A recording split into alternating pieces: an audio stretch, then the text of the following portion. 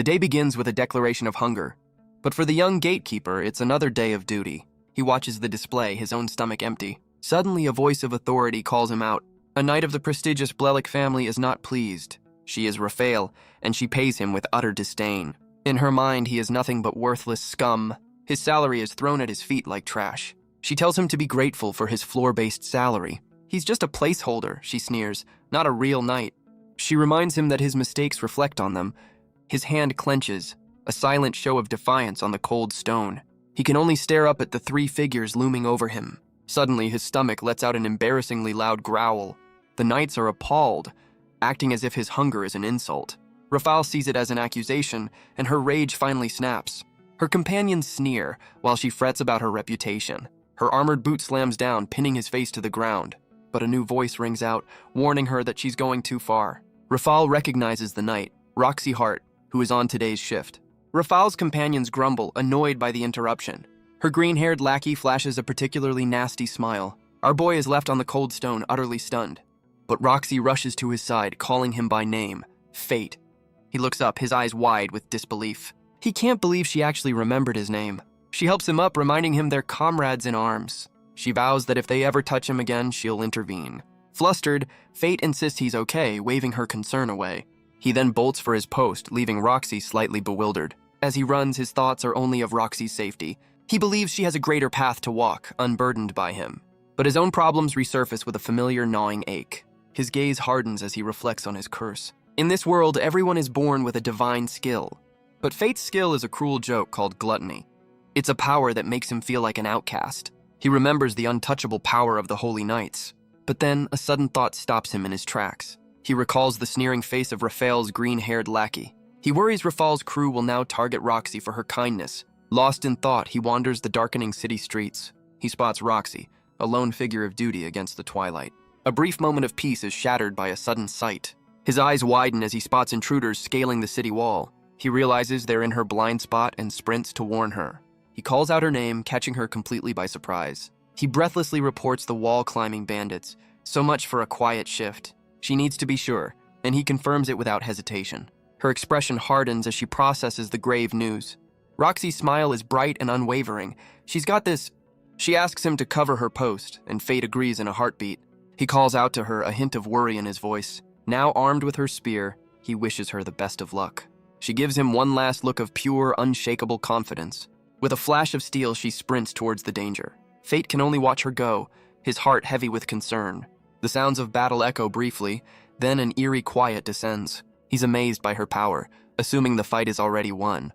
But a single drop of blood tells a very different, darker story. Heavy footsteps echo from the darkened alley. Fate looks up in horror, calling out for Roxy. But it's not her. It's a wounded bandit, one arm gone. The intruder glares, dismissing Fate as a mere obstacle. The terrible realization dawns on him. Someone got past Roxy. He knows if this man escapes, the blame will fall on her. His grip tightens on the spear she entrusted to him. And with a defiant roar, he decides today is not his day to be a placeholder. He lunges forward, driving the spear deep into the bandit's chest. The bandit can only gasp, his life fading in an instant. The bandit falls, and Fate can only stare in disbelief. The world dissolves into a crimson haze around him. And then, his cursed skill, gluttony, awakens with a vengeance. It devours the bandit's soul, granting him terrifying new powers. But a voice suddenly cuts through the dark trance. Roxy rushes back, her face a mask of pure concern. She reaches out, desperate to know if he's been harmed. Her thoughts race with guilt, worried she let him get hurt. Guess the dead guy on the floor is a secondary concern, but Fate hears her thoughts clear as a bell. He flinches away, trying to hide his impossible new secret. He forces a smile, insisting that he's completely unharmed. Roxy looks down at him, her expression softening with relief. She's just thankful that he managed to stay safe. But Fate is still reeling, wondering what that strange voice was. He asks her to take all the credit for defeating the bandits. Roxy refuses, reminding him that he fought one of them too. He explains it's to avoid trouble with Raphael's prestigious family. She closes her eyes, understanding the political mess it would create. With a nod, she agrees to his version of the story. But she tells him that she's the one who is truly grateful. She insists he saved her family's honor and must be thanked. Fate panics, saying a holy knight owes him nothing. His refusal earns him a surprisingly pouty look from Roxy. He's taken aback, seeing a more human side to the perfect knight. She pauses for a moment, searching for the right idea. And then, a brilliant solution comes to her mind. She offers him a position working for the Hart family. The offer leaves Fate completely speechless and stunned, but his mind races with reasons to refuse this incredible chance. Roxy cuts through his doubts, telling him the Bleliks are no concern. She asks if he's content to serve the Bleliks his entire life. He finally relents, bowing deeply and accepting the position. With the deal sealed, she dismisses him for the night. She gives him a time and place, promising she'll be waiting. Her kindness is almost too much for him to comprehend. Overwhelmed, he can only offer his deepest thanks. For the first time in ages, he feels an overwhelming happiness. Of course, happiness can't last for more than 5 seconds. He's back in reality, lying on a simple straw bed, and a sudden realization fills him with absolute dread. He wakes in his humble room, feeling like it was all a strange dream. But the memories flash back, confirming the brutal, unbelievable truth. He recalls the mysterious voice that spoke to him in the darkness. It mentioned new skills, appraisal, and mind reading. He focuses his thoughts, and a new power answers his call. A status window appears, displaying his name and stats. His eyes widen in absolute shock at the numbers. His stats, once pathetic, have all jumped into the hundreds. Well, that's one way to get a glow-up. And just as the voice said, 2 new skills are listed. He finally understands how he heard Roxy's thoughts so clearly. He finally connects the dots. This is the effect of gluttony. It's a power that steals the lives of those he defeats, and converts their strength directly into his own.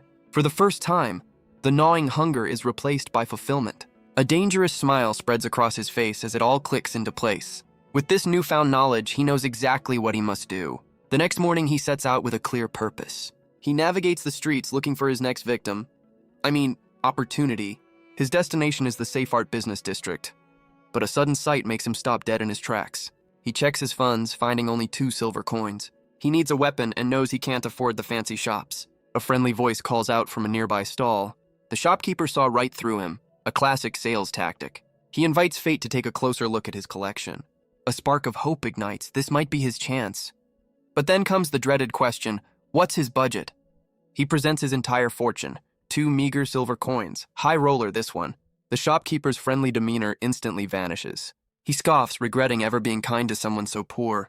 He points Fate towards a pot of rusted, forgotten blades. The man sneers that such trash is a perfect match for him.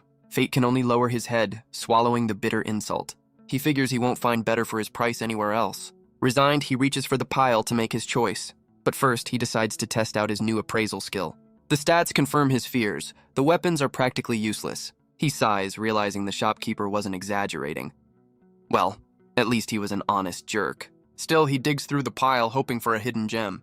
But as his hand closes on a black hilt, a voice echoes in his mind. He recoils in shock, the voice echoing in his head. He can't believe it. The black sword just spoke to him. His mind races, trying to make sense of the impossible. But the shopkeeper's patience has officially run out. The man's gruff voice snaps him back to the present. He looks around, realizing he was the only one who heard it. His hand hovers over the hilt, a new possibility dawning. The voice speaks again, confirming it's communicating through his new skill. He picks it up, wondering if this blade is cursed. You know, as one does with talking junk swords, there's only one way to find out. He activates his appraisal skill. The appraisal reveals the sword's name, Greed, but his skill can't see anything beyond its name and type. He glances back at the pot of forgotten rusted metal. A sudden, profound understanding dawns on him. He realizes this sword is treated just like he is, as trash. The voice returns, asking if he will be its new master. He decides it's the only one that seems even remotely usable, and with quiet resolve, he makes his choice. He feels a strange kinship with the discarded blade, a match made in the bargain bin. The sword declares it a fated meeting, vowing to serve him forever. The sword asks for his name, a formal introduction. He introduces himself, Fate Graphite. The blade introduces itself as Greed with a healthy dose of ego, but the shopkeeper's yelling snaps him back to reality. He tosses the 2 silver coins without a second glance. The payment is made and the deal is done. He vows never to return, leaving the man sputtering in his wake. With his new partner in hand, he heads back into the city. He decides to test his new power on some nearby goblins. Greed agrees, but warns him not to get overconfident. As he walks, Fate recalls some advice about goblins. He remembers the words of an old man from a tavern. His journey takes him to the capital's bustling south gate. The area is teeming with warriors preparing for their hunts. He realizes this is where adventurers form their parties. Greed reminds him that he's not entirely alone anymore, but his silent conversation is interrupted by a friendly voice. A blonde-haired warrior approaches, asking if he's here to hunt. He offers Fate a spot in his party for the day. Well, that's a new experience. Fate can hardly believe his luck, eagerly accepting the offer. The blonde warrior gets straight to business, asking for his level. Fate proudly announces that he's a mighty level 1. The warrior's friendly demeanor evaporates in an instant. He coldly tells Fate to give up. No one wants a level 1 liability. The rejection hits hard, a familiar sting of disappointment. His brief hope shatters against the harsh reality of his status. But Greed's voice echoes in his mind with a grave warning. The sword cryptically explains that they are one and the same. You know, just normal talking sword stuff. Fate realizes the sword is right. His skill is too dangerous to reveal. He imagines the bloody consequence of his secret being exposed. He closes his eyes, a quiet smile spreading across his face. With this power, he can finally become untouchable. His eyes snap open, filled with a new determination. His first target is set. It's time to hunt some goblins. He arrives at the goblin field south of the capital. He quickly spots his first victim, a lone goblin sleeping on the job. The coast is clear and his prey is an easy mark. Talk about a perfect first hunt. But first, he decides to test out his new appraisal skill. The skill reveals its stats. A level 3 goblin fighter. He realizes its stats are laughably low compared to his own. He focuses on its skill, a minor strength enhancement. He wonders about the limits of this power, seeing his target is wide open. A confident, almost predatory smile crosses his face. With a determined cry, he lunges forward to strike. The goblin wakes up just in time to regret its nap, and just like before, his gluttony skill roars to life. He stands over the fallen creature, the deed done in an instant. A notification confirms it. He's stolen the goblin's skill. Identity theft is a serious crime, you know. He immediately pulls up his own status to see the results. The numbers have climbed again, and a new skill is added to his arsenal. A smile spreads across his face. He's finally getting stronger. But Greed's voice cuts in, warning him not to get overexcited. Fate explains that until now, his only move was to run away. He stands over his defeated foe, ready to claim his prize. He takes the ear as proof of his kill, a bounty to be claimed. The pay is low, but it's a start to earning his own way. With renewed determination, he's ready for another round. First kill, and he's already a pro. He ventures deeper into the goblin-infested fields. He spots another pair, but this time one is carrying a shield. His eye glows as he activates his appraisal skill once more. The appraisal reveals a level 3 goblin guard, built for defense.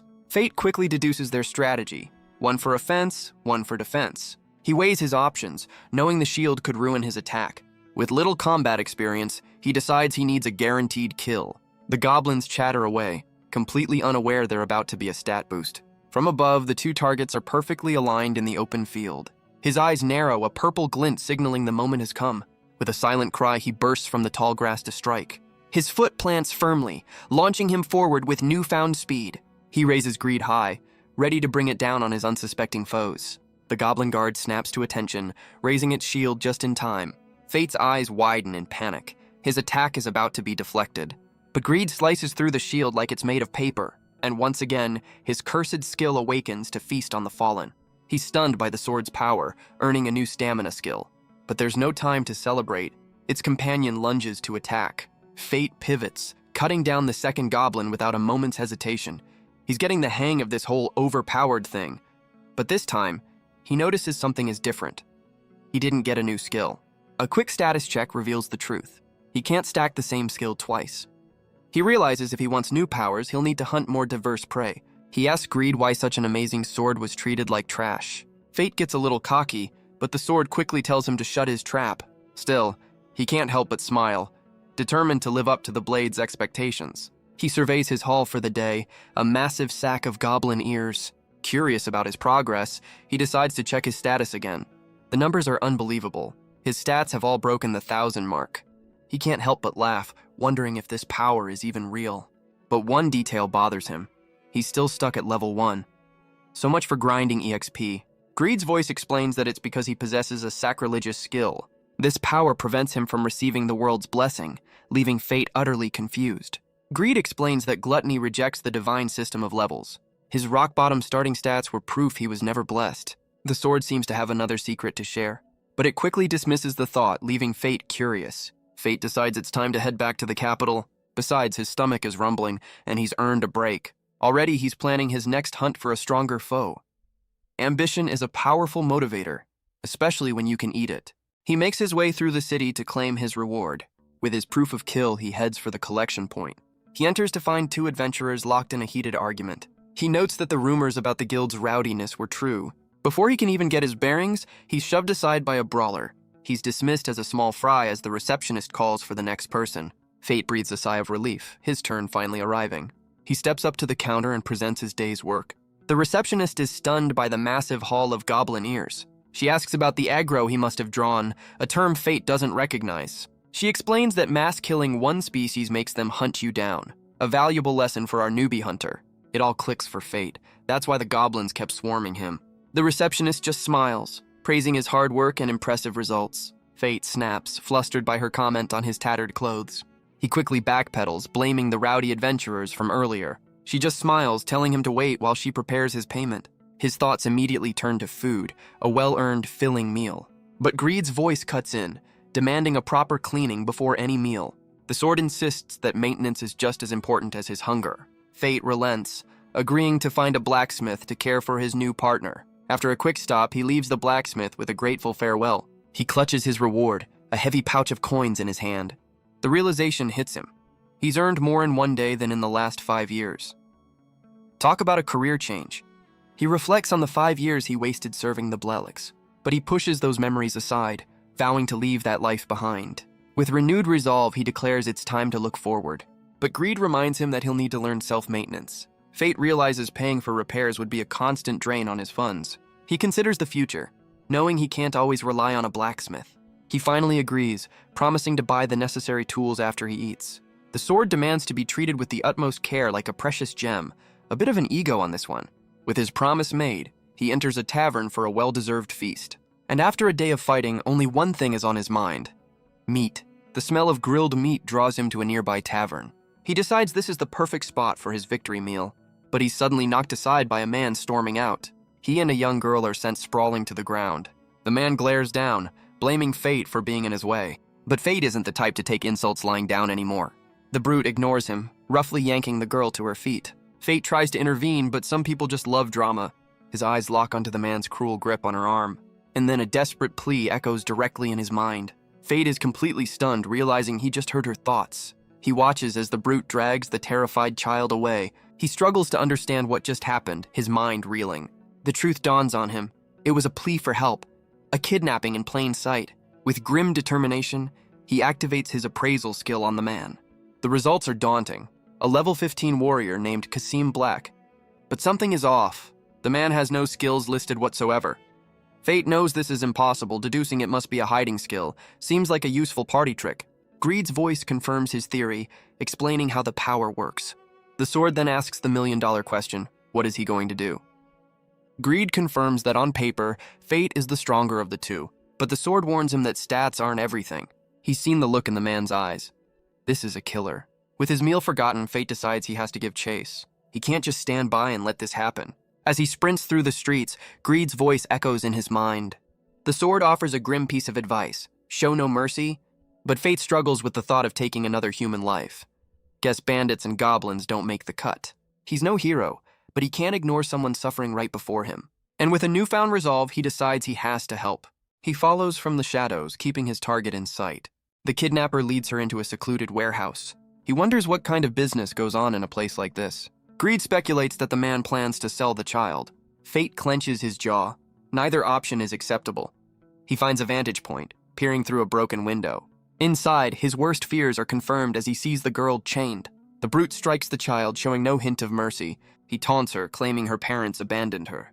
What a charmer. His cruelty knows no bounds, even insulting her divine skill. The girl hits the floor, her eyes filled with a mix of fear and defiance. From the window, Fate can only watch, his horror turning to pure rage. She's left helpless on the cold stone, a victim of his senseless cruelty. And in her suffering, Fate sees a reflection of his own painful past. His anger boils over, but Greed's voice warns him not to act rashly. The brute reveals his plan: to sell her as a plaything for a holy night. Classy. He mocks her, asking if she's happy about her disgusting new fate. When she resists, he grabs her, threatening to end her life right there. He laughs, revealing that his previous victims didn't last very long. With a final brutal shove, he slams her head towards the ground. The brute smirks, leaving the child unconscious on the floor. Fate's knuckles turn white, his grip cracking the stone frame. He wants to rush in, but a voice of reason holds him back. Greed reminds him that acting on pure rage is a death sentence. The sword explains that stats mean nothing against raw experience. Guess this isn't a turn-based RPG. He grits his teeth, torn between his rage and the cold, hard truth. He forces himself to take a breath, agreeing to think rationally. He scans the room, desperately searching for any advantage. Then an idea forms. The crates could provide the perfect cover. But Greed warns him that the kidnapper is already on the move. With his window of opportunity closing, Fate makes his move. The young girl looks up, her eyes wide with disbelief. He offers a reassuring smile, telling her he's here to help. With a single swing, Greed shatters the chains that bind her. He tells her it's over and prepares to lead her to safety. Tears of relief stream down her face. A silent thank you. He turns back, asking if she's well enough to walk. But their escape is cut short by the kidnapper's return. The brute sneers, annoyed by this predictable turn of events. He explains his cruel method for breaking his victim's spirits. Well, this guy is just a bucket of sunshine. He stands his ground, shielding the girl from the brute's cruel taunts. The kidnapper mocks his heroic stance, ready for a fight. And Fate realizes with dawning horror that it was all a trap. The brute smirks, glad for some entertainment to break the monotony. But his body betrays him, his legs trembling with raw fear. Kasim sees his terror and mocks him for his weakness. He's trapped, knowing he can't fight and protect her at the same time. But Greed's voice cuts through the panic with a clear command. A talking sword is surprisingly good for moral support. The sword asks if he remembers what they did just moments ago. His eyes fall on the broken chains and a new plan begins to form. He grabs the girl's hand, making a desperate break for it. But he stops, turning to face the brute head-on. Kasim blocks their path, declaring their little game is over. Fate tells the girl to stay back, shielding her from the danger. His grip on Greed tightens, his fear turning to resolve. The kidnapper sneers, asking if he's ready to meet his end. But Greed's voice gives the signal, and Fate charges forward. Kasim can only roar in disbelief at the boy's foolish courage. Guess he wasn't expecting the prey to fight back. Steel screams as the two blades are about to collide. And with a brutal crash, Fate meets the killer's strike. But Kasim can only stare in disbelief as the blow lands. The kidnapper falls, defeated in a single decisive strike. Greed's voice praises him for executing their plan perfectly. Fate leads the girl to safety, thanking the sword for its hint. He realizes Greed's power is absolute. It can cut through anything. But he's not done yet, demanding to know which holy knight was involved. He threatens to read the man's mind if he won't talk. Guess consent isn't in his skill set. His eye glows and a name surfaces from the brute's thoughts. He holds the man, the terrible truth sinking in. The name is Hud Blelick, and Fate realizes the entire family is corrupt. His expression hardens, the name echoing in his mind. His gluttony skill roars to life, devouring the man's power. He's gained a new counterattack skill, Sharp Edge. Fate tells his talking sword to shut it, a perfectly normal reaction. He reflects on the fight, realizing he was just one move from death. With the danger gone, he finally turns to the rescued girl. He kneels down, offering a gentle smile to calm her fears. A silent agreement is made between the two of them. With the girl safe, his hunger finally makes a grand return. Finally, it's time for that well-deserved victory meal. He encourages her to eat, a warm smile on his face. After a moment's hesitation, she takes her first bite, and her entire world lights up with pure, simple joy.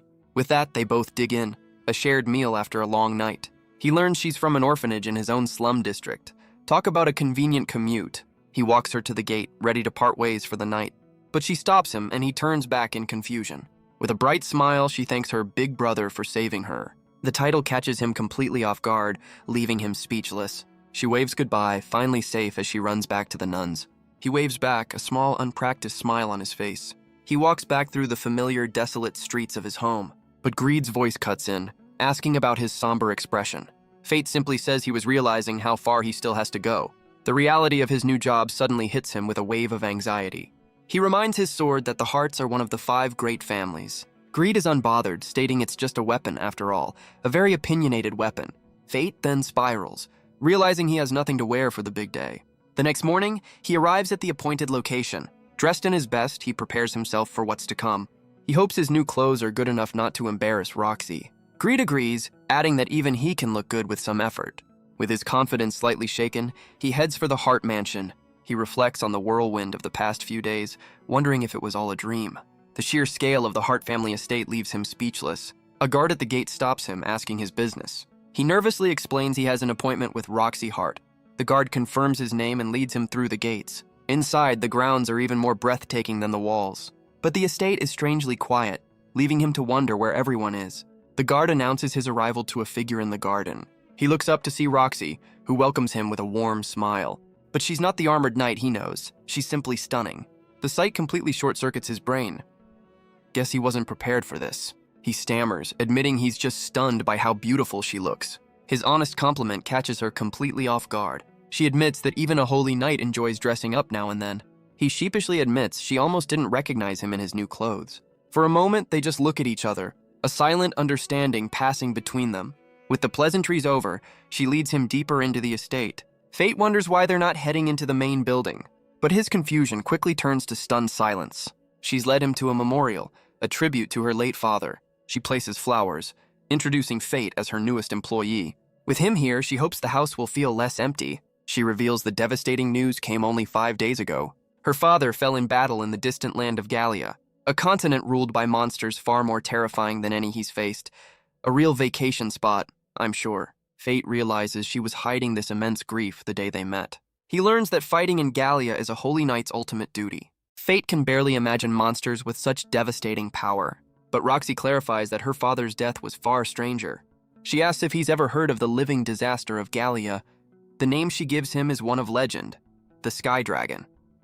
It's described not as a monster, but as a natural disaster, a force that wiped out her father's entire party without warning.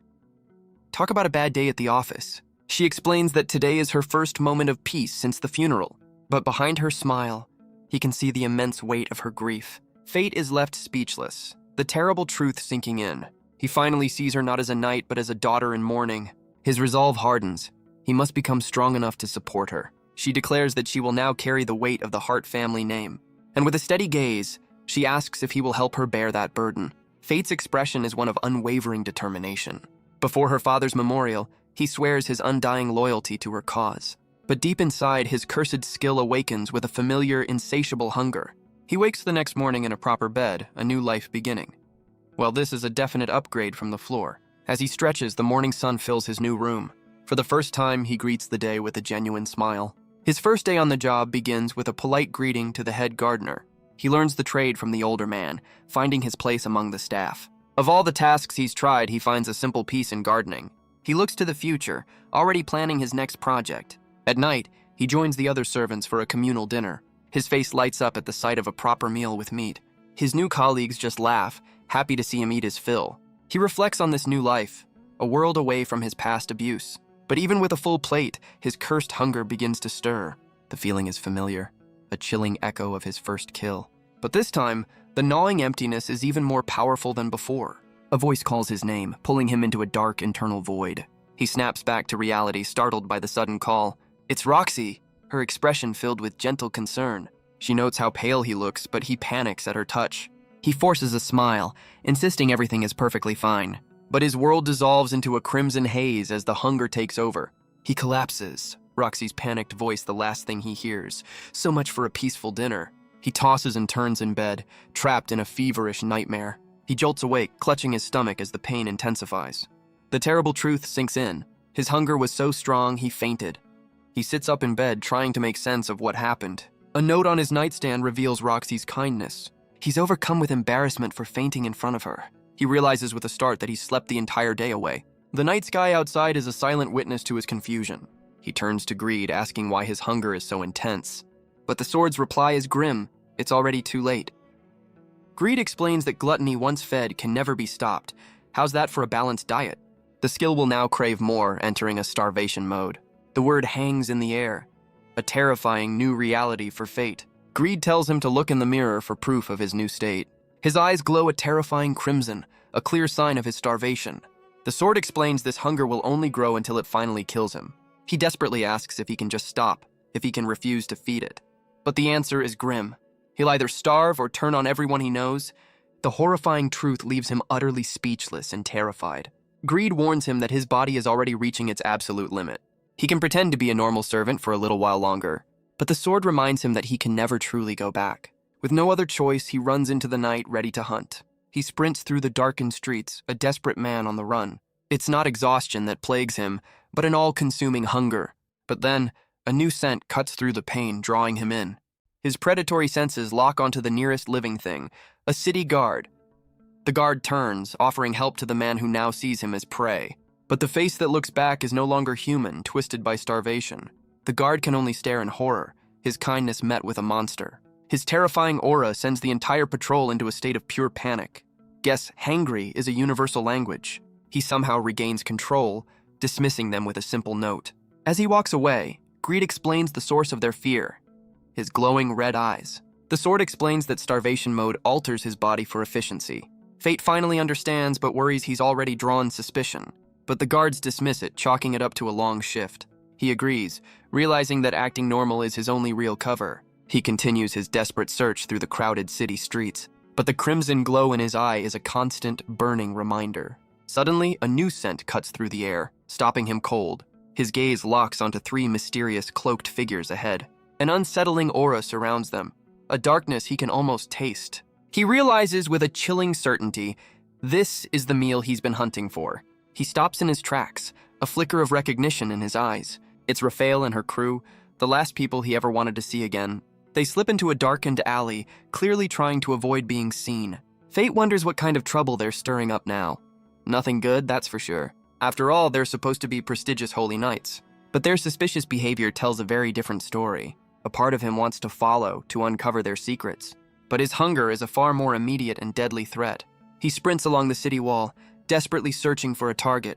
Even the guards below smell tempting, a sign of how far he's fallen. He overhears a group of warriors planning their own night hunt. Their confidence only fuels his own desperate, gnawing need. He has to get out of the city, and he has to do it now.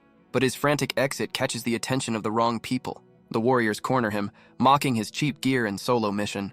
They dangle an offer of help, only to snatch it away with a cruel laugh. How nice of them. He ignores them, bolting from the city and into the moonlit forest. His first kill is swift, a desperate strike against a lone goblin. But as the creature falls, he knows it's not nearly enough. The hunger demands more, a roaring void that one soul cannot fill. His eyes burn red, a single thought consuming his mind. More. He tears through the goblin ranks, a whirlwind of desperate violence. The night falls silent, leaving only a field of fallen creatures. He stands in the aftermath, the brutal hunt finally over. The gnawing ache has subsided, but only by a fraction. He sees his reflection in the blade. The crimson glow remains. He realizes with dawning dread that goblins are no longer enough. To survive, he'll have to find stronger, more dangerous prey. Greed explains this newfound strength is just a tool for his curse. His next target is set, the evolved hobgoblins of the deep forest. He recalls the 3 types of hobgoblins he'll face. The real threat comes from the archers and their poison-tipped arrows. He's thankful for the knowledge a fellow servant once shared. From the shadows, he finally lays eyes on his new prey. His crimson eyes glow as he activates his appraisal skill. The skill reveals their stats: a fighter and a high stamina guard. He spots a lone sentry, fast asleep and completely vulnerable. A classic rookie mistake. With a silent apology, he moves in for a swift, merciless strike. The sentry falls, but its companion wakes to a horrifying sight. It tries to sound the alarm, but fate won't give it the chance. Gluttony roars to life, granting him new skills and a deeper satisfaction. But the hunt is far from over. He's ready for the next round. He stands in the aftermath, the body count now at 45. And then a sudden, profound change washes over him. The hunger is gone, replaced by a wave of pure relief. He leans against a tree, the terrifying starvation mode finally over. But Greed warns him that the danger isn't gone just yet. Guess the hangry stat boost wore off? Fate knows the sword is right. He can't afford to be careless. With a grunt, he finds a safe perch high in the trees. He reflects on the sheer number of kills it took to feel normal again. Greed's voice gives him a grim ultimatum: hunt regularly or turn on others. He vows never to let that terrifying hunger control him again. But a sudden, heavy thud echoes through the silent forest. The sound grows louder, closer, shaking the very trees around him. Fate snaps to attention, his brief moment of peace shattered. Below him, a massive hobgoblin emerges from the darkness. The creature lets out a guttural roar, its presence dominating the clearing. But it's what the monster is holding that makes his blood run cold: a human body. He recognizes the man as one of the arrogant warriors from the gate. Looks like their big talk didn't save them from becoming monster chow. With a grim expression, Fate activates his appraisal skill to face this new threat. The appraisal reveals a terrifying truth. The Goblin King, he knows this rare encounter is supposed to be a death sentence, but his eyes lock onto its skill: regeneration. A prize worth fighting for. He weighs his own stats, wondering if he finally has a chance. With his mind made up, he begins his descent from the tree. The monster stands over its victim, unaware of the hunter above. The king then begins a gruesome feast on the fallen warrior. Blood splatters across the forest floor, a grim testament to its power. Dinner and a show, I guess. But then the monster sits, as if in quiet meditation. Fate can only watch in horror, his resolve momentarily shaken. Greed's voice taunts him, asking if he's finally scared. The sword reminds him this is the fate of all who fall to monsters. But Fate has had enough of the lecture, telling the sword to stop. He admits that he always knew this was a possibility. But knowing and seeing the brutal aftermath are two different things. His fear hardens into a cold, unwavering resolve. He forms a plan, intending to use the trees for cover. He watches from the tall grass, waiting for the perfect moment. The Goblin King sits unaware, a perfect target in the clearing. Guess meditation doesn't improve situational awareness. His hand tightens on his hilt, ready to make his move. Greed's voice advises caution, and Fate agrees to take it slow. He moves with silent purpose, his eyes locked on his unsuspecting prey. Using the trees for cover, he closes the distance without a sound. The night is still, a silent witness to the violence about to unfold. With a final command from Greed, he bursts from the shadows to strike. He thinks the fight is over, but the sword warns him not to celebrate just yet. The Goblin King rises, proving it takes more than one hit to kill a boss. It unleashes a furious roar, its power surging for a devastating counterattack. Greed screams a warning as Fate realizes he's completely outmatched. But just as the blow is about to land, a new player enters the game. But Fate manages to parry the devastating blow just in time. He can only curse, the force of the impact rattling him. He stumbles back, realizing how close he came to death. But the Goblin King roars, its body glowing with rage. It lunges forward again, faster and more furious than before. Fate is forced onto the defensive, dodging the wild swings. He slides under a massive blow that could have crushed him. The ground cracks where the club lands, inches from his face. Guess the king isn't a fan of subtlety. He looks back, the monster's immense power finally sinking in. The king's grip tightens, preparing for the final killing strike. But Greed's voice cuts through his fear, telling him to trust it. With a deep breath, Fate agrees to put his life in the sword's hands. He shouts his trust, a desperate leap of faith against a monster. Man and monster charge, a collision of desperation and raw power. But instead of blocking, Fate's blade slices deep into the king's flesh. His eyes are filled with a grim, unwavering focus. He slides past the giant, his attack a resounding success. The Goblin King roars in agony, a massive wound now on its shoulder. Guess the regeneration skill has its limits. Fate pivots, ready to press his sudden, impossible advantage. But the monster's rage only intensifies, its eyes burning with hatred. With a final desperate lunge, Fate brings the monster down. The Goblin King's death cry echoes through the silent forest. And once again, Gluttony activates, devouring its soul for the regeneration skill. Fate can only stare, his mind struggling to process the impossible victory. He collapses in exhaustion, and Greed offers a rare, simple compliment. Fate believes this kill is enough to unlock the sword's first rank. Greed explains that it can evolve by absorbing stats from its wielder. But the price is steep. It wants every single point Fate has earned so far. Talk about a high-maintenance weapon. Fate is stunned, but the sword reminds him that its name is Greed for a reason, and it seems the demanding blade has even more to say. Greed delivers a final, shocking ultimatum. Unlock its power or be cast aside. The sword asks him to choose, grow stronger alone, or grow with it. Fate sits in the quiet forest, the weight of the choice upon him. A small smile crosses his face as he marvels at the sword's ambition. But for him, there's no real decision to be made. He stands, declaring that Greed is his one and only partner. A bit dramatic for a piece of metal, but here we are. The sword accepts his choice, promising he won't regret it. A pact is sealed. From now on, they'll face this world together. A brilliant golden light erupts as his stats pour into the blade. The power surges, and Fate embraces his new shared destiny. A brilliant flash of light marks the transfer of power. Fate stares in horror as his stats are reset to almost nothing. But Greed's voice confirms the sacrifice was not in vain. The blade has transformed, taking on a powerful new shape. It's no longer a sword, but a glowing, magical bow. Greed explains it can now serve him in more ways than one. A confident smile spreads across Fate's face. This is a worthy trade. He realizes this is just the first rank, and Greed confirms there are more to unlock. But the sword warns him the next evolution will cost him dearly. A small price to pay for looking this cool. Suddenly, the weapon's confident tone vanishes, leaving Fate utterly confused. Greed's voice cuts through the night with a sudden, urgent warning. A crystal arrow whizzes past his head, a deadly surprise attack. Another shot lands at his feet, pinning him in place. He realizes with dawning horror that he's being hunted. From the shadows, an unseen enemy has him in their sights. He dives for cover as Greed screams another warning. Looks like his victory party is officially canceled. He scans the darkness, desperately trying to find his attackers. Greed tells him to fight back, explaining the bow's unique power. The sword clarifies that this new form doesn't need physical arrows. With a determined cry, Fate draws back and summons an arrow of pure light. He lets loose his own arrow, a bolt of pure energy. But his aim is off, striking a nearby goblin instead. He hears the creature's final cry, a clear sign he missed his mark. He can only offer a sheepish smile. So much for a grand counterattack. A voice from the shadows mocks his terrible aim. But Greed reveals its new form comes with some handy perks. With the immediate threat gone, he decides it's time to head home.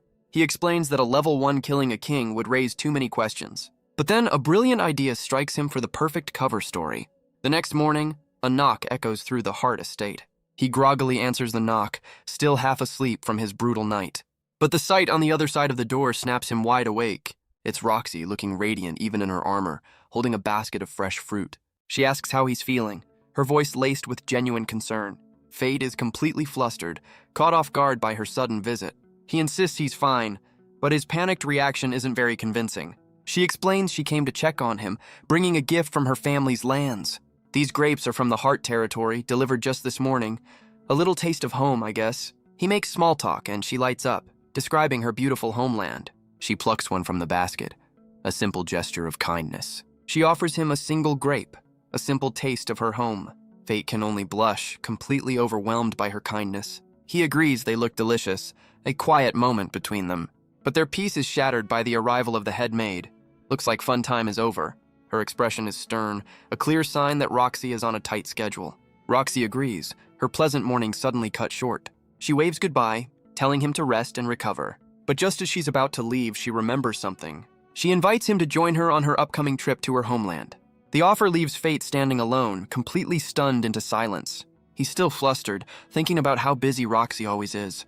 He wonders how a commoner like him could ever truly help her. He quickly dismisses the thought, shaking his head in disbelief.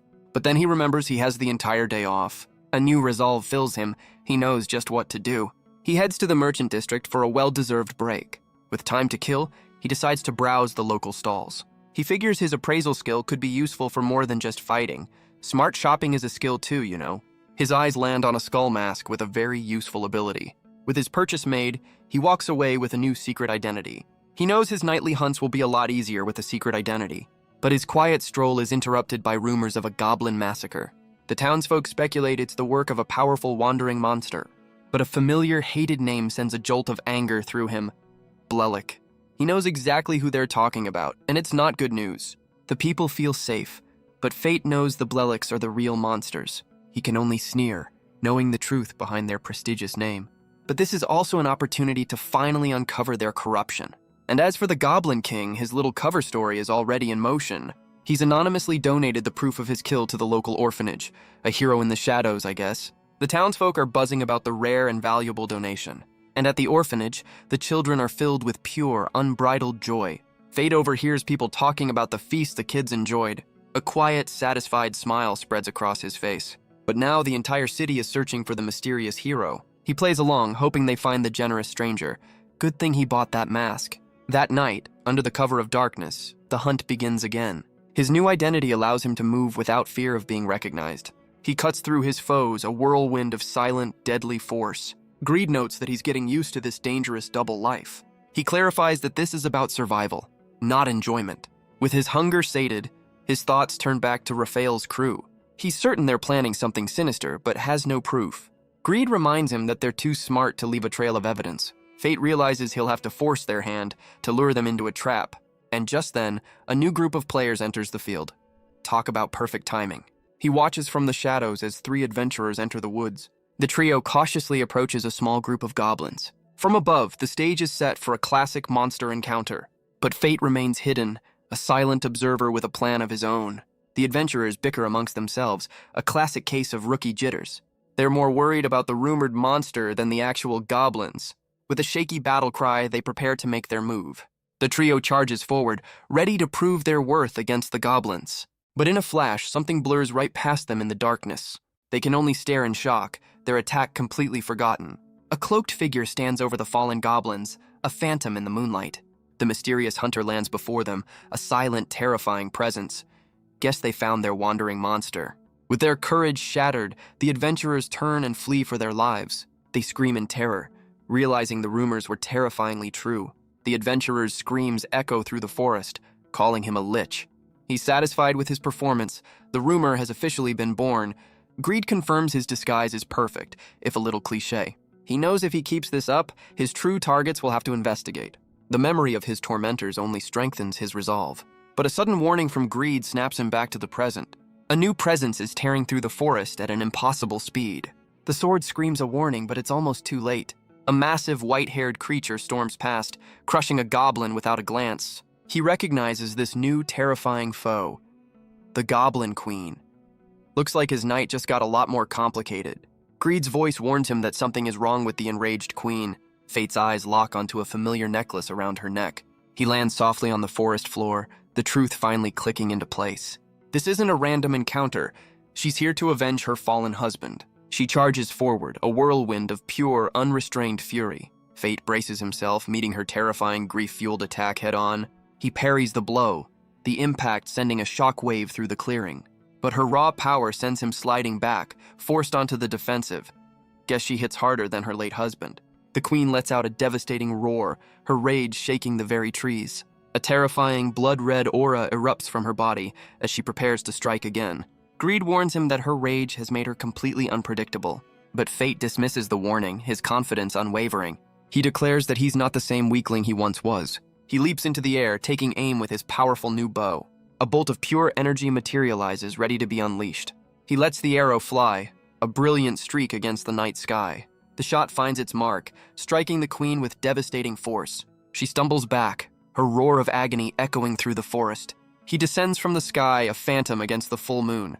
A bit dramatic, but it gets the job done. He offers a quiet apology to his defeated, grief-stricken foe. And with a final, pained cry, the queen's life begins to fade. His gluttony skill roars to life, feasting on her grief-fueled power. He offers a cold farewell, a message for her fallen king. With a heavy thud, the Goblin Queen falls, her vengeance denied. But a sudden noise from the trees snaps him back to attention. He spots the three adventurers from earlier, running back into the clearing. Well, so much for a quiet exit. Greed points out the obvious. His fight wasn't exactly subtle. But for Fate, this is perfect. The more ruckus he makes, the faster his true targets will appear. A few days pass, the chaos of the forest replaced by peaceful skies. Fate continues his double life. A humble servant by day, a ruthless hunter by night. He reflects on his plan, wondering why the Holy Knights are so quiet. He decides against telling Roxy, wanting to gather more proof on his own. But his thoughts are interrupted by a familiar figure at the gate. He can hardly believe his eyes. It's Roxy, but not as he's ever seen her. He asks if she's okay, but she just smiles, saying his timing is perfect. She announces that she has a new job for him, leaving Fate confused. And it's not just any job, but a top-secret special mission. Sounds legit. He can only stare, wondering what a holy knight could possibly need from him. With a dramatic flourish, she reveals his new task, inspecting the people. Fate is left completely baffled by her strange and cryptic request. She leans in, whispering that this is a top-secret inspection. She explains it's her duty to understand the lives of her people. He praises her noble idea, and she declares he'll be her escort. Before he can protest, he's unceremoniously dragged along for the ride. She tells him to drop the formalities and pulls him towards the city. And just like that, they're in the city, ready for their inspection. She explores the market stalls with a genuine childlike wonder. He realizes this is the first time he's seen her truly smile. A nice change from all the monster slaying and political drama. He sees that beneath the armor, she's just a girl who wants a day off. With a new resolve, he vows to make sure she enjoys her day. Their inspection leads them to a jeweler's stall filled with sparkling gems. Roxy calls a silver piece a bargain, but Fate's wallet strongly disagrees. But his attention is drawn to a different, less polished kind of treasure. The shopkeeper explains their gem ores, a simple game of chance. For 10 copper coins, they can try their luck at the world's oldest loot box. Roxy is completely captivated by the idea of a hidden prize. But Fate decides to tip the odds in his favor with his appraisal skill. He picks out a guaranteed winner and offers it to Roxy as a gift. She's stunned by the gesture, a thank you for all her kindness. With their prizes in hand, it's time to see what's hidden inside. Roxy celebrates her win, much to the shock of Fate and the shopkeeper. She holds the gem up, admiring its brilliant, sparkling light. She calls out to Fate, her eyes fixed on the beautiful stone. With a gentle smile, she promises to treasure his gift always. Fate can only blush, happy that his small gesture meant so much. But their peaceful day is interrupted by a cry for help. They find a small, lost boy crying alone in the street. While Fate sees trouble, Roxy sees someone who needs their help. She kneels down, gently asking the boy what happened. Her kindness quickly turns into an intense, full-scale interrogation. Guess subtlety isn't a holy knight skill. Her intense approach only makes the poor kid cry even harder. Fate steps in, offering a gentler approach to find his mother. The boy looks up, a glimmer of hope in his tear-filled eyes. With a reassuring smile, Fate promises they can count on him. As they walk, Roxy can't help but feel a little left out. They spend the entire day searching, but find no sign of his mother. As twilight falls, they're forced to admit they've failed. Fate realizes they'll have to resume the search in the morning. The boy's hope fades, replaced by the quiet sobs of a lost child. Roxy can only watch, her heart aching for the boy's despair. The boy's cries echo through the square, a heartbreaking sound. They exchange a worried glance, their day of fun now a serious mission.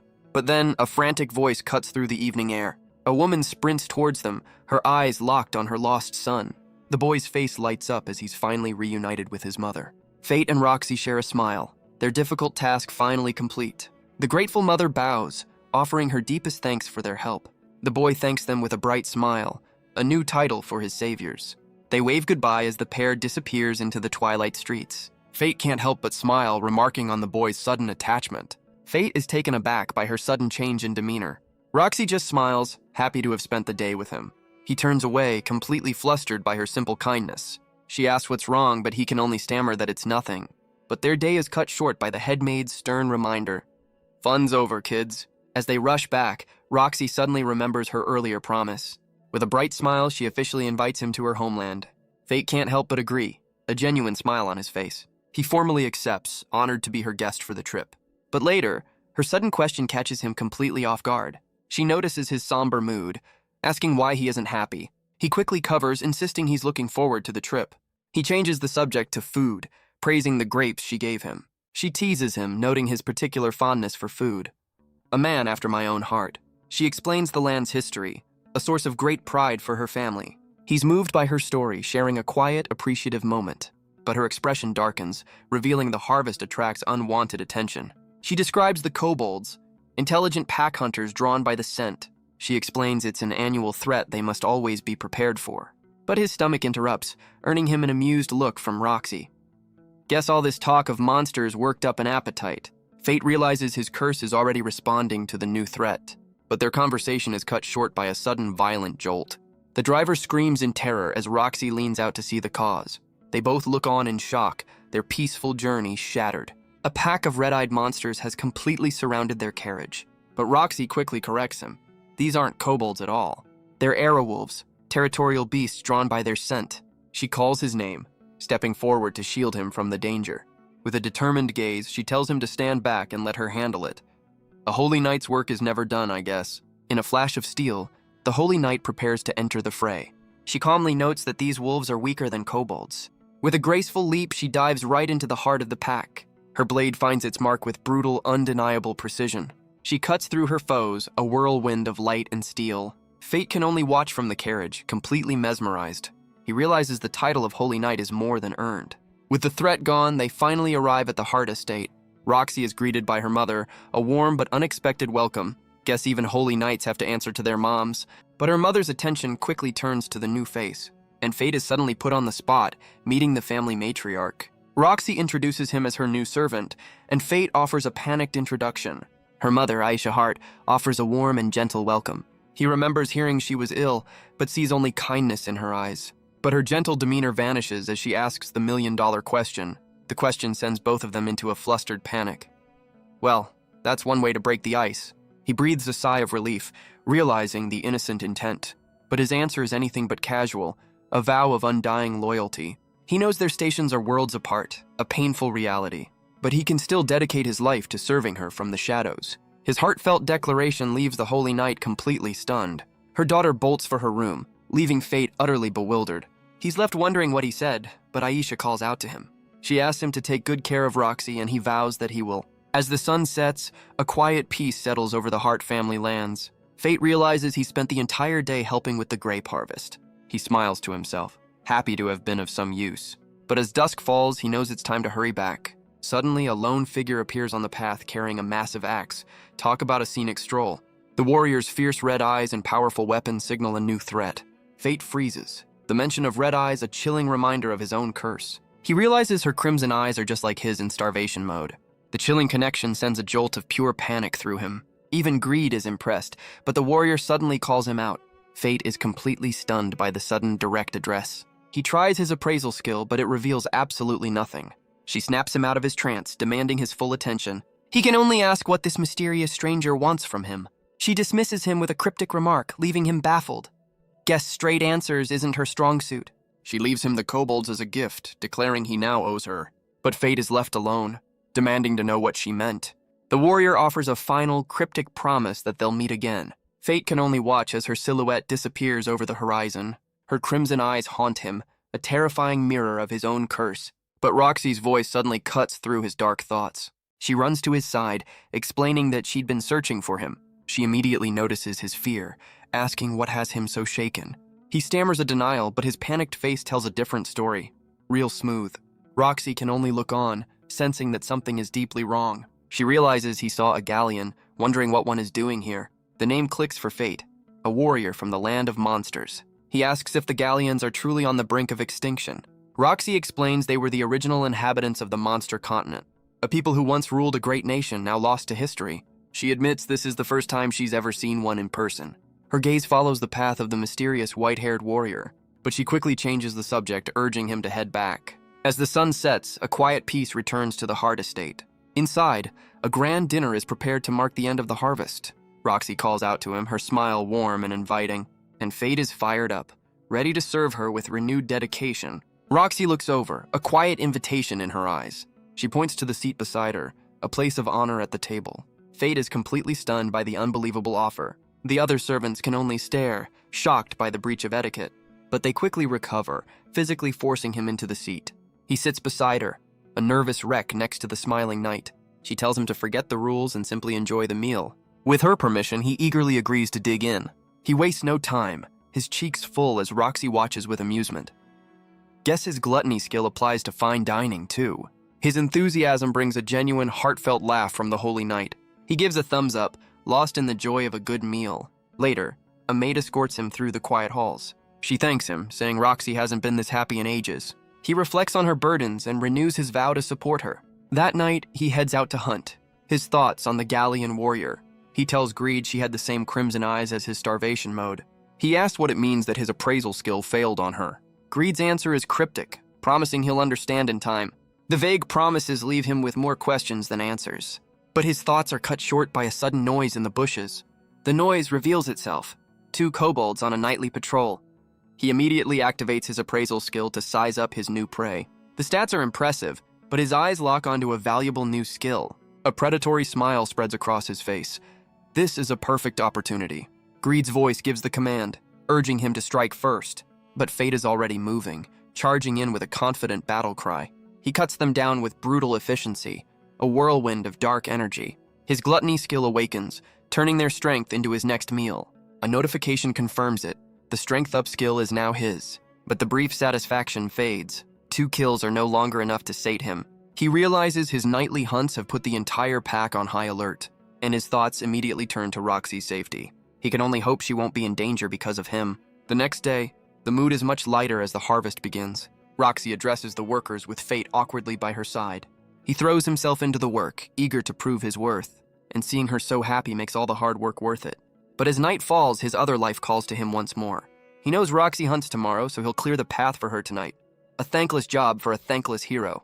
His hunt leads him to a deep ravine, the heart of their territory. He lets the scouts go, knowing they'll lead him to the main force. And right on cue, an entire army of red-eyed monsters emerges. At their head stands a massive figure, the alpha of the pack. Fate is unfamiliar with the term, a sign of his inexperience. Greed explains it's a named monster and tells him to use his skill. The appraisal reveals a level 50 boss with stats in the 6 digits. Well, that escalated quickly. Greed warns him that this army is far too powerful for Roxy alone. If they aren't stopped now, The entire heart territory will fall. With a look of pure determination, Fate accepts the impossible challenge. He unleashes his power, vowing to devour the entire army himself. The kobold leader roars, rallying its pack for the coming hunt.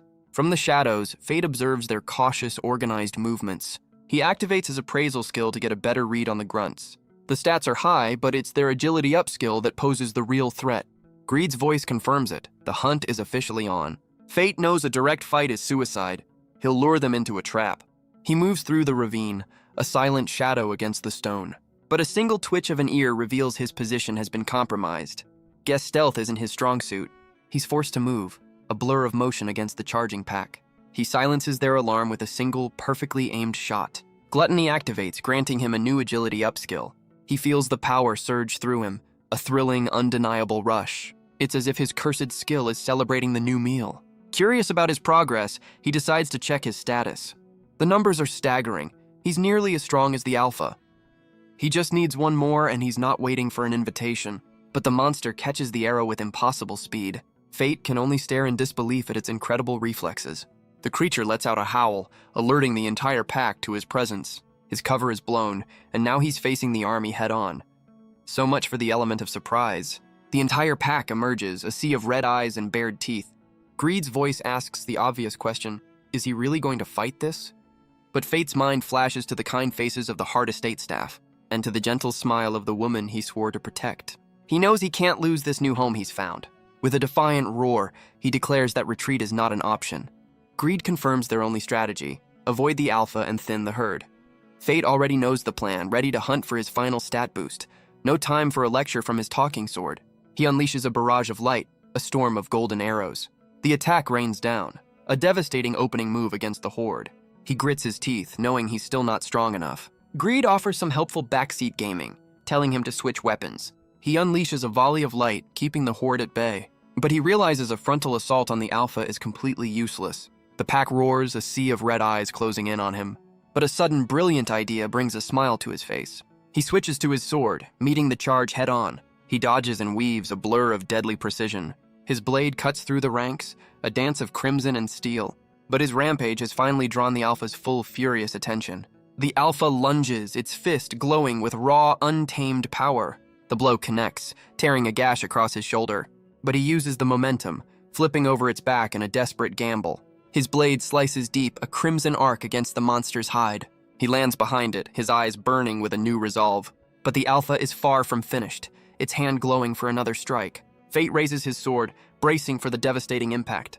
He can only grit his teeth against the overwhelming force. Guess his stat boost wasn't quite enough. The ground shatters as he's driven back by the sheer power. He slammed into the rock wall, the breath knocked from his lungs. The alpha stands triumphant, its red aura a sign of pure dominance. He struggles to focus, his mind screaming at him to get up. Another devastating blow slams into the ground where he just lay. He can only marvel at the monster's overwhelming, insane power. The alpha closes in, ready to finish off its seemingly defeated prey. Its foot comes down, a final brutal stomp to end his life. But with a defiant roar, he catches the blow with his bare hands. He strains against the weight, refusing to be crushed so easily. And in a flash of crimson light, he drives his blade home. His stats skyrocket, and he declares his victory over the alpha. But the alpha's blue eyes burn with rage, and the pack is far from broken. A quick status check confirms it. He's finally on the monster's level.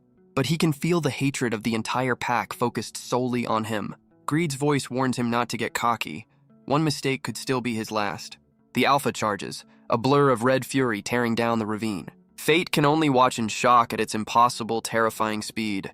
The monster's claws glow, ready to rip him to absolute shreds. He dodges just in time, realizing it was aiming for a fatal blow.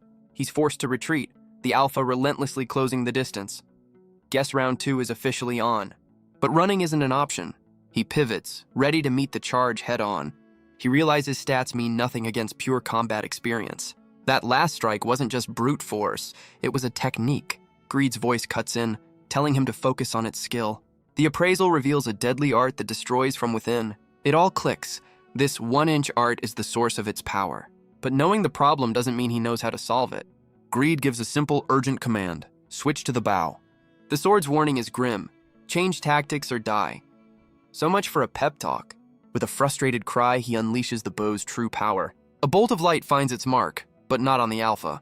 The Alpha absorbs the life force of its fallen comrade, healing its wound. Fate realizes his ranged attacks are useless, but getting closer is a death sentence. Greed boasts it could end this in one hit, but Fate is a little busy trying not to die. The sword offers a solution, another power-up, but it's going to cost him. The price is a mere 10% of his stats. You know, just a small fee. But the Alpha isn't waiting, charging forward with a furious, earth-shaking roar.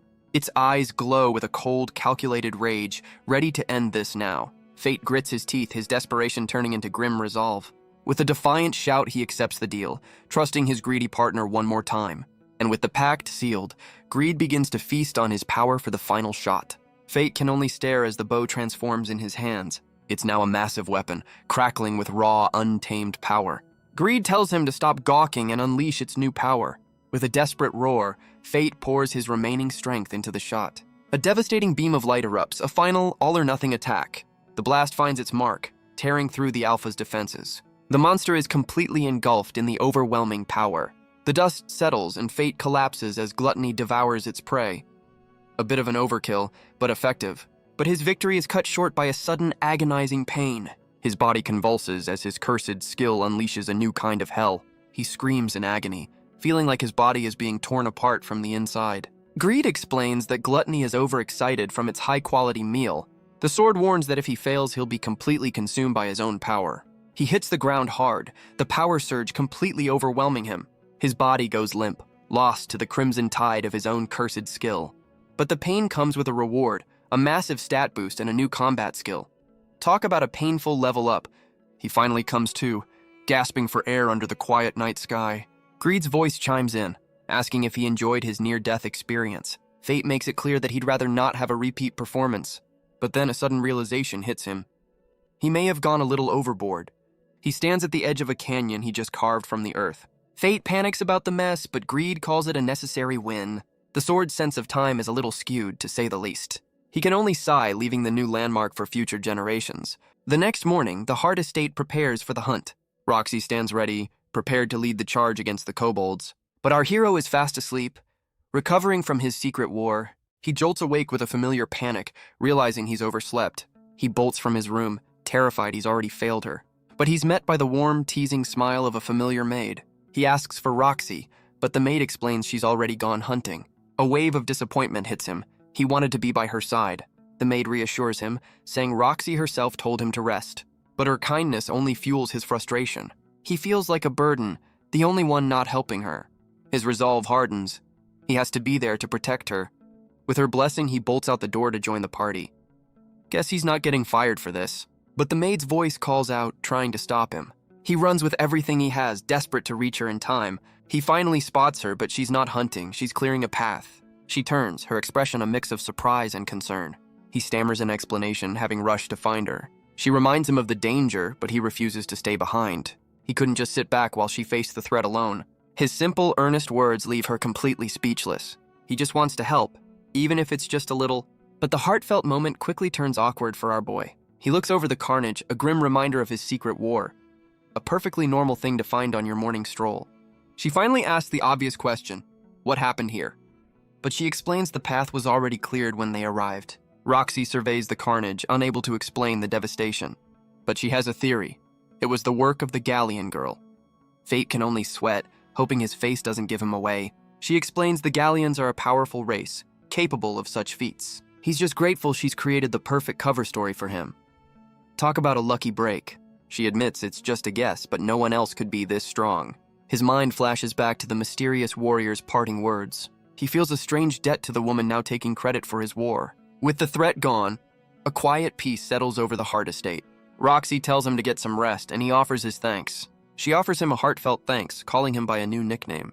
He can only look away, brushing off the praise with a quiet smile. Later, he walks the quiet halls, lost in his own thoughts. But a sudden voice makes him stop dead in his tracks. It's Aisha, Roxy's mother, who greets him with a gentle smile. He's concerned for her health, but she insists she's feeling better. She asks for a private word, and Fate can only agree. In her room, the mood shifts to something far more serious. Well, this can't be good. She delivers a devastating truth. She doesn't have much time left. His protest is cut short as a coughing fit proves her words are true. She explains she was only out of bed because of her concern for Roxy. After losing her husband, it's only natural for a mother to worry. But she knows her own body, and she knows her time is short. Fate can only ask why she's entrusting him with this heavy secret. She smiles, believing he's the one who can give Roxy the support she needs. She explains that Roxy is still reeling from the shock of her father's death. But when Fate is around, she sees her daughter truly smile again. A mother always knows, I guess. Fate is filled with doubt, believing he's not worthy of such a role. He can protect her from the shadows, but his cursed skill feels wrong. But Aisha takes his hand, a silent plea for him to accept this burden. Fate is completely stunned by her heavy, dying request. She reassures him, saying it's not as difficult as he thinks. She explains that power and status are meaningless in this. All that truly matters is the will to protect someone. Her words echo in his mind, a simple but profound truth. With her final plea, she places all her faith in him. No pressure, kid. Fate can only look down, the weight of her trust settling on him. He wonders if he can truly handle this duty as they prepare to leave, but he knows he won't have an answer for her anytime soon. Meanwhile, a familiar group of knights ventures into the forest. Looks like trouble is back in town. Rafal's lackeys are out hunting, eager to pay off some new gear. Their path leads them right into the heart of the carnage, but they find a field of slaughter, far beyond what they expected. And from the shadows, the rumored monster makes its grand entrance. The knights can only scream in terror as Corpsey the Lich appears. Real creative, guys. Fate's plan is working perfectly. The rumor now has a name, but by day he's back to his humble life at the Heart Estate. He sees Roxy heading out, a holy knight with endless duties. He can only watch her go, realizing she never gets a break. Lost in thought, his distraction leads to a clumsy, sudden accident. The maid rushes over, asking if he's okay after the crash. He realizes his new stats are a side effect he needs to control. Guess super strength doesn't come with a manual. She's just relieved that he wasn't injured in the accident. He's touched by her concern, even though it was his mistake. But his stomach growls, leading to a very awkward moment. She teases him about being hungry, and he can only laugh it off. But by night, the clumsy servant is gone, replaced by a ruthless hunter. He's hunted so much, but the gnawing emptiness is still not satisfied. Greed explains that his skill now craves a higher quality of prey. The sword's cryptic words suggest this hunger is becoming a whole new beast. He looks down at the carnage, knowing this is just the beginning. But a sudden sharp pain makes him flinch behind the mask. He clutches his face as a burning sensation sears his right eye. In the reflection of his blade, he sees a terrifying crimson glow. This is a new state, half starvation mode, and it's only getting started. He can only agree. His cursed hunger is about to get much worse. Greed's voice warns him that his time is quickly running out. The sword tells him he must now choose his path very carefully. The next day, he tries to hide the change with a simple bandage. Guess, my eye is glowing with cursed energy isn't a valid sick day excuse. He plays it off as a clumsy accident, desperate to keep his secret safe.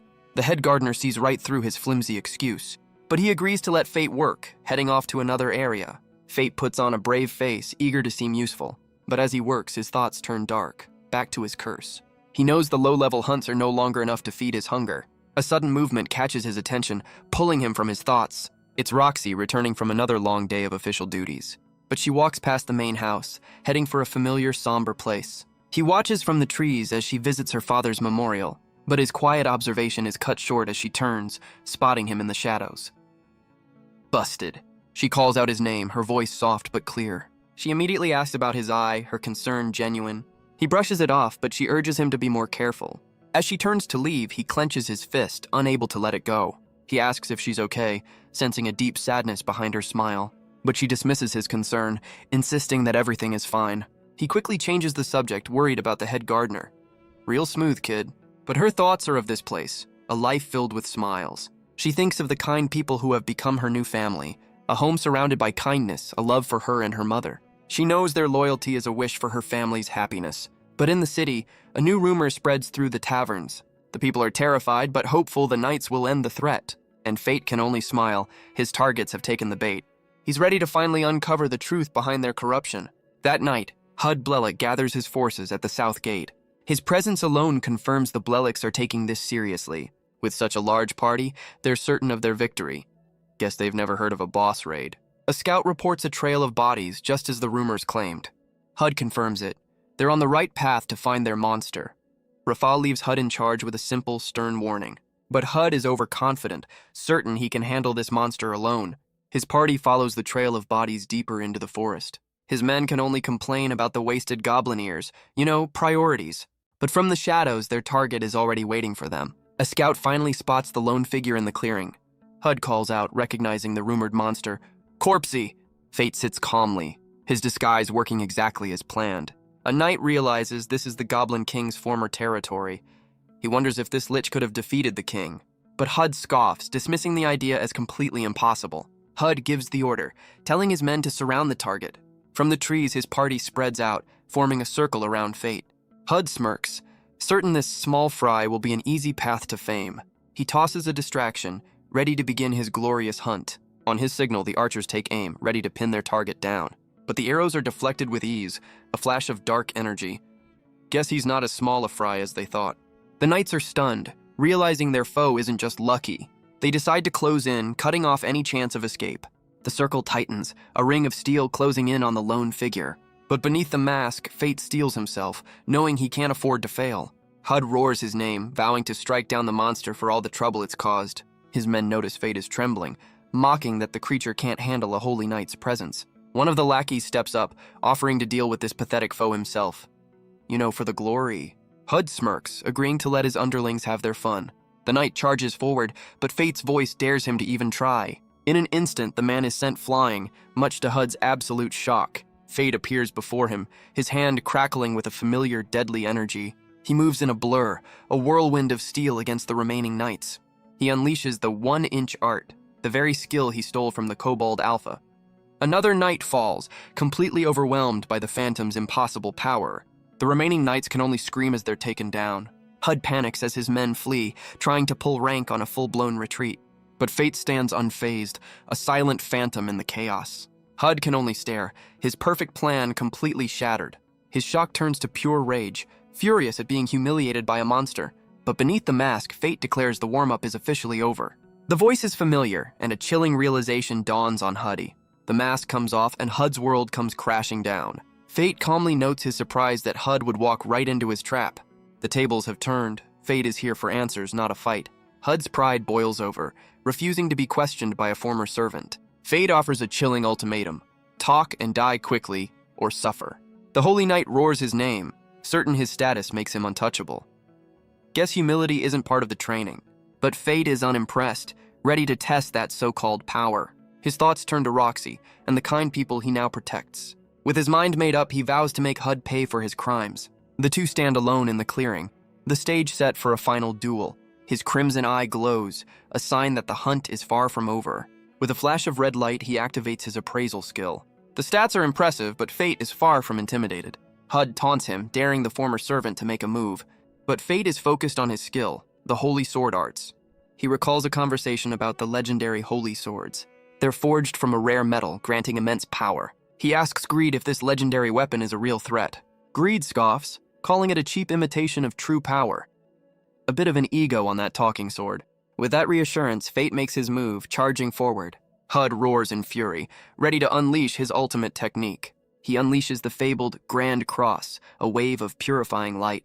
But Fate just watches, his crimson eye completely unfazed. But Fate simply calls him out for being far too slow. Hud can only stare in disbelief, his confidence completely shattered. Fate begins to list the reasons for his inevitable defeat, and the final nail in the coffin. Greed is simply the superior blade. The holy sword shatters, and Hud's entire world comes crashing down with it. Fate effortlessly catches the broken tip of the legendary weapon. He mockingly offers the piece back, a final brutal insult. Guess the warranty expired. Hud can only let out a roar of pure, impotent rage. The once proud knight is left defeated on the forest floor. But Fate isn't done, grabbing him by the collar for a little chat. Fate decides it's time to teach Hud a lesson of his own. The holy knight can only stare in absolute terror. He drags the once proud knight through the forest like a rag doll. Hud's pleas are ignored as he's slammed into a tree. The lesson continues with no sign of mercy from our boy. Fate mockingly compliments his new nature-inspired look. Guess that's one way to get in touch with the earth. The knight's pride is gone, replaced by desperate pleas for mercy. But his pleas only fuel Fate's rage, reminding him of Hud's victims. With a furious roar, he tosses the knight into the air. He calls on Greed, ready to unleash a non-lethal but very painful attack. He mockingly tells Hud that his special order is ready. He unleashes a devastating attack, a brutal taste of Hud's own medicine. The blow is precise, a brutal but non-fatal dismemberment. The once proud knight can only stare in shock, his body broken. Fate walks away, leaving the terrified knight to bleed on the forest floor. He figures only a holy knight's stats could survive such an attack. With the lesson taught, he asks if Hud is finally ready to talk. His first question is about Rafal, learning she's gone for 3 months. His next question is far more important. What do they have planned for Roxy? And the answer is a death sentence. She's being sent to Gallia. Fate's blood runs cold. They're sending her to the same place her father died. Hud explains the Sky Dragon's territory has expanded, a threat that can no longer be ignored. For the first time in 1,000 years, the beast must be contained, and Roxy was chosen as the sacrifice. Sounds like a great honor. Fate demands to know if the Bleliks orchestrated this, and Hud's silence is all the answer he needs. The Broken Knight admits it was a conspiracy. The heart's righteousness made them a target. It all clicks for Fate. This was the secret meeting he witnessed in the alley. He can't believe she would agree, knowing they were sending her to her death. He imagines her standing alone against the legendary disaster, a hopeless final battle. But Hud reveals she had no choice. It was a unanimous vote from her so-called comrades, and all Fate can see is the daughter who mourns her father, now being sent to the very same fate. He knows she'd say something noble, willing to sacrifice herself to save just one person. And that selfless nature is exactly what her enemies are exploiting. Hud begs for his life, promising to change his ways.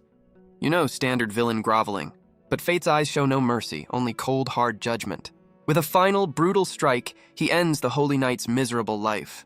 His gluttony skill roars to life, ready to feast on a new soul. And with it, he steals the legendary Grand Cross technique. But Greed's voice cuts in, disgusted by their low-quality meal. The sword announces its second evolution is ready, and Fate agrees without hesitation. He'd rather feed the blade than keep the stats of a man like Hud. A vortex of dark energy surrounds him as his stats are consumed. And just like that, he's back to square one, his power completely drained. But Greed's new scythe form comes with a terrifying new power. He stands alone in the forest, his thoughts turning to Roxy's fate. Her name is a desperate whisper in the darkness of his mind. He's haunted by visions of her facing an impossible, monstrous foe. He jolts awake, screaming her name into the silent room. Back in his bed, the weight of the nightmare settles upon him. He tries to calm his racing heart, realizing it was just a dream. He can't even remember returning, his mind lost to the terrible truth. He tosses and turns, sleep offering no escape from the truth. He finally gives up, knowing rest is a luxury he can't afford. He gets up, facing his own reflection in the quiet room. At least for now, the crimson glow of starvation has faded, but he can't stop wondering why Roxy hid her fate from him. Greed's voice cuts in, calling him out for his hypocrisy. You know, just your average talking sword therapy session. The sword's brutal honesty earns it a sharp rebuke from our boy. He tries to rationalize her silence, hoping it was to protect him.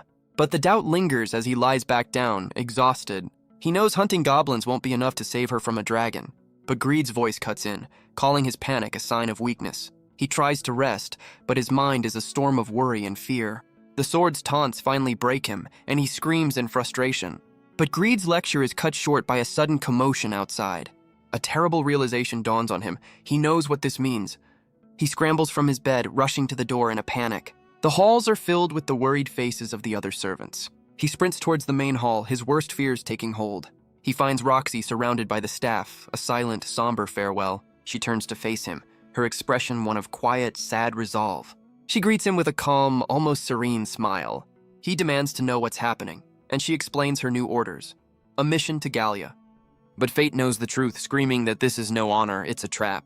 He tries to reason with her, reminding her of what happened to her father. But she's already accepted her fate, vowing to finish what her father started. She thanks him for his concern, putting on a brave face for everyone. He asks how long she'll be gone, and her answer is a gut punch. 3 years. 3 years in a land where the Sky Dragon roams free. A death sentence. He remembers Hud's words. The situation is far worse than anyone knows, and all he can see is her facing that living disaster, a battle she cannot win. Fate can only stare, the terrible truth crashing down on him. But Roxy just offers a gentle, reassuring smile. Her final wish is for him to stay safe in her homeland. He clenches his fist, stunned she's still worried about him. But he can't find the words to make her stay. She calls his name, her own concern breaking through her smile. But his mind screams that he's a monster, a heretic. He grits his teeth, feeling completely unworthy to stop her. But she calls his name one last time, a soft farewell. She holds up a necklace, the gem he gave her now a treasured memento. She reminds him of their day together, the gem now a precious memory. She asks what he thinks. a final gentle question before she leaves. He can only manage a quiet compliment, saying it suits her well. His simple words bring a final, genuine smile to her face. With a promise to meet again, she turns to face her destiny. But all he can offer is a quiet, defeated farewell. He turns and runs, unable to watch her walk away from him. Back in his room, a new resolve takes hold as he prepares for a journey of his own. Greed's voice confirms it. His mind is finally made up. He's going to Gallia, not as a servant, but as a warrior by her side. He can't be by her side, but he can still be her shadow. He says his goodbyes to the staff, the first real family he's ever known. This journey is for them, so that one day, he and Roxy can return. With his gear packed, he walks the lonely road toward his new destiny. He passes through the city gates, leaving the capital far behind. He takes one final look back at the world he's leaving. The entire kingdom feels like a distant memory now. He reflects on his old life, a time that feels like a different person's story. He remembers the weak, powerless guard he used to be, and he wonders what that boy would think of the monster he is now. But now, everything has changed. He's no longer a servant, but a fighter. He remembers the painful past he's leaving behind, but he also holds on to the good, the memories he'll fight to return to. He walks the lonely road, a solitary figure on a new path. With a silent farewell, he leaves his old world behind. His mind drifts back to a quiet home under a starry sky. He remembers his father, a warrior, and the blood that always followed him home. A young Fate carefully tends to his father's wounds. The boy looks up, telling his father the bandage is done. His father praises his skill, but Fate knows it's only because he gets hurt so often. Guess take your kid to work day was a little different for them. His father offers a gentle smile and a quiet apology. He suggests they go pay a visit to Fate's mother. They walk hand in hand through a peaceful sunlit field. But their destination is a simple, lonely grave on a hill. The young boy prays for his mother to watch over his father. Beside him, his father is lost in his own silent grief. Fate tries to comfort him, saying his mother would understand. But his father smiles, explaining this is a prayer he wants to make. The memory fades as Fate jolts awake in the present. He realizes he was dreaming aloud in a carriage full of strangers. So much for a low profile. A fellow passenger teases him for his sleepy outburst. Fate can only look away, embarrassed by the attention. He looks out at the passing scenery, realizing how far he's come. The driver announces their arrival in the city of Tetra. The name echoes in his mind, a new stop on his long journey. He steps into the bustling streets of the port city. It's smaller than the capital, but still full of life. He pulls out his map, trying to chart his next move. He realizes Gallia is still a long, long way south, but finding a ride to the monster continent is proving difficult. Guess they don't have an Uber for that. He realizes finding a ship tonight is impossible. With time to spare, he decides to find a place to rest. His thoughts turn to the money he was given for the journey. He knows the headmaid gave him this, a silent blessing for his quest. He vows to make every coin count. He recalls passing through this city before, a starving child with no hope. But now, his hunger is a familiar call to action. He finds a tavern, a warm beacon in the unfamiliar streets. He slips inside, a lone traveler in a sea of cheerful patrons. The bartender offers a warm welcome, and Fate asks for the house special. The man suggests a meal that reminds him of the home he just left.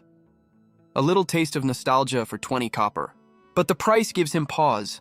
His long journey demands careful spending. He tries to haggle, not wanting to be ripped off as a traveler. The bartender walks away, leaving Fate to observe the room. He takes in the lively atmosphere of the crowded tavern.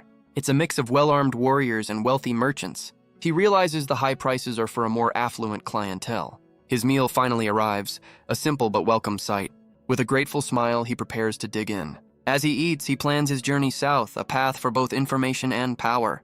But a sudden, angry shout shatters the tavern's peace. He looks over to see a man groveling before a group of thugs. Looks like trouble just found the menu. Fate's eyes widen, his quiet meal completely forgotten. The man begs, offering all he has for someone to save his village. But the warriors just laugh, mocking his meager payment. Their answer is a boot to the face, a brutal, humiliating rejection. The leader tells him to beg more sincerely if he wants their help. Pinned to the floor, the man can only offer muffled, desperate pleas. His suffering is just entertainment for these so-called heroes. The warrior finally relents, and a flicker of hope returns to the man's eyes. But the terms are impossible, a year's wait and 10 gold up front.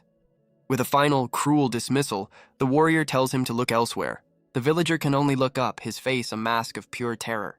But the warrior shows no mercy, telling him to know his place. She follows up with a brutal punch, silencing his pleas. She screams that no one in the tavern cares about his problems.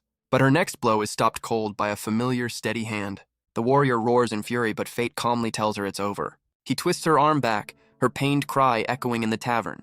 Her arrogance shatters, replaced by desperate pleas for him to stop.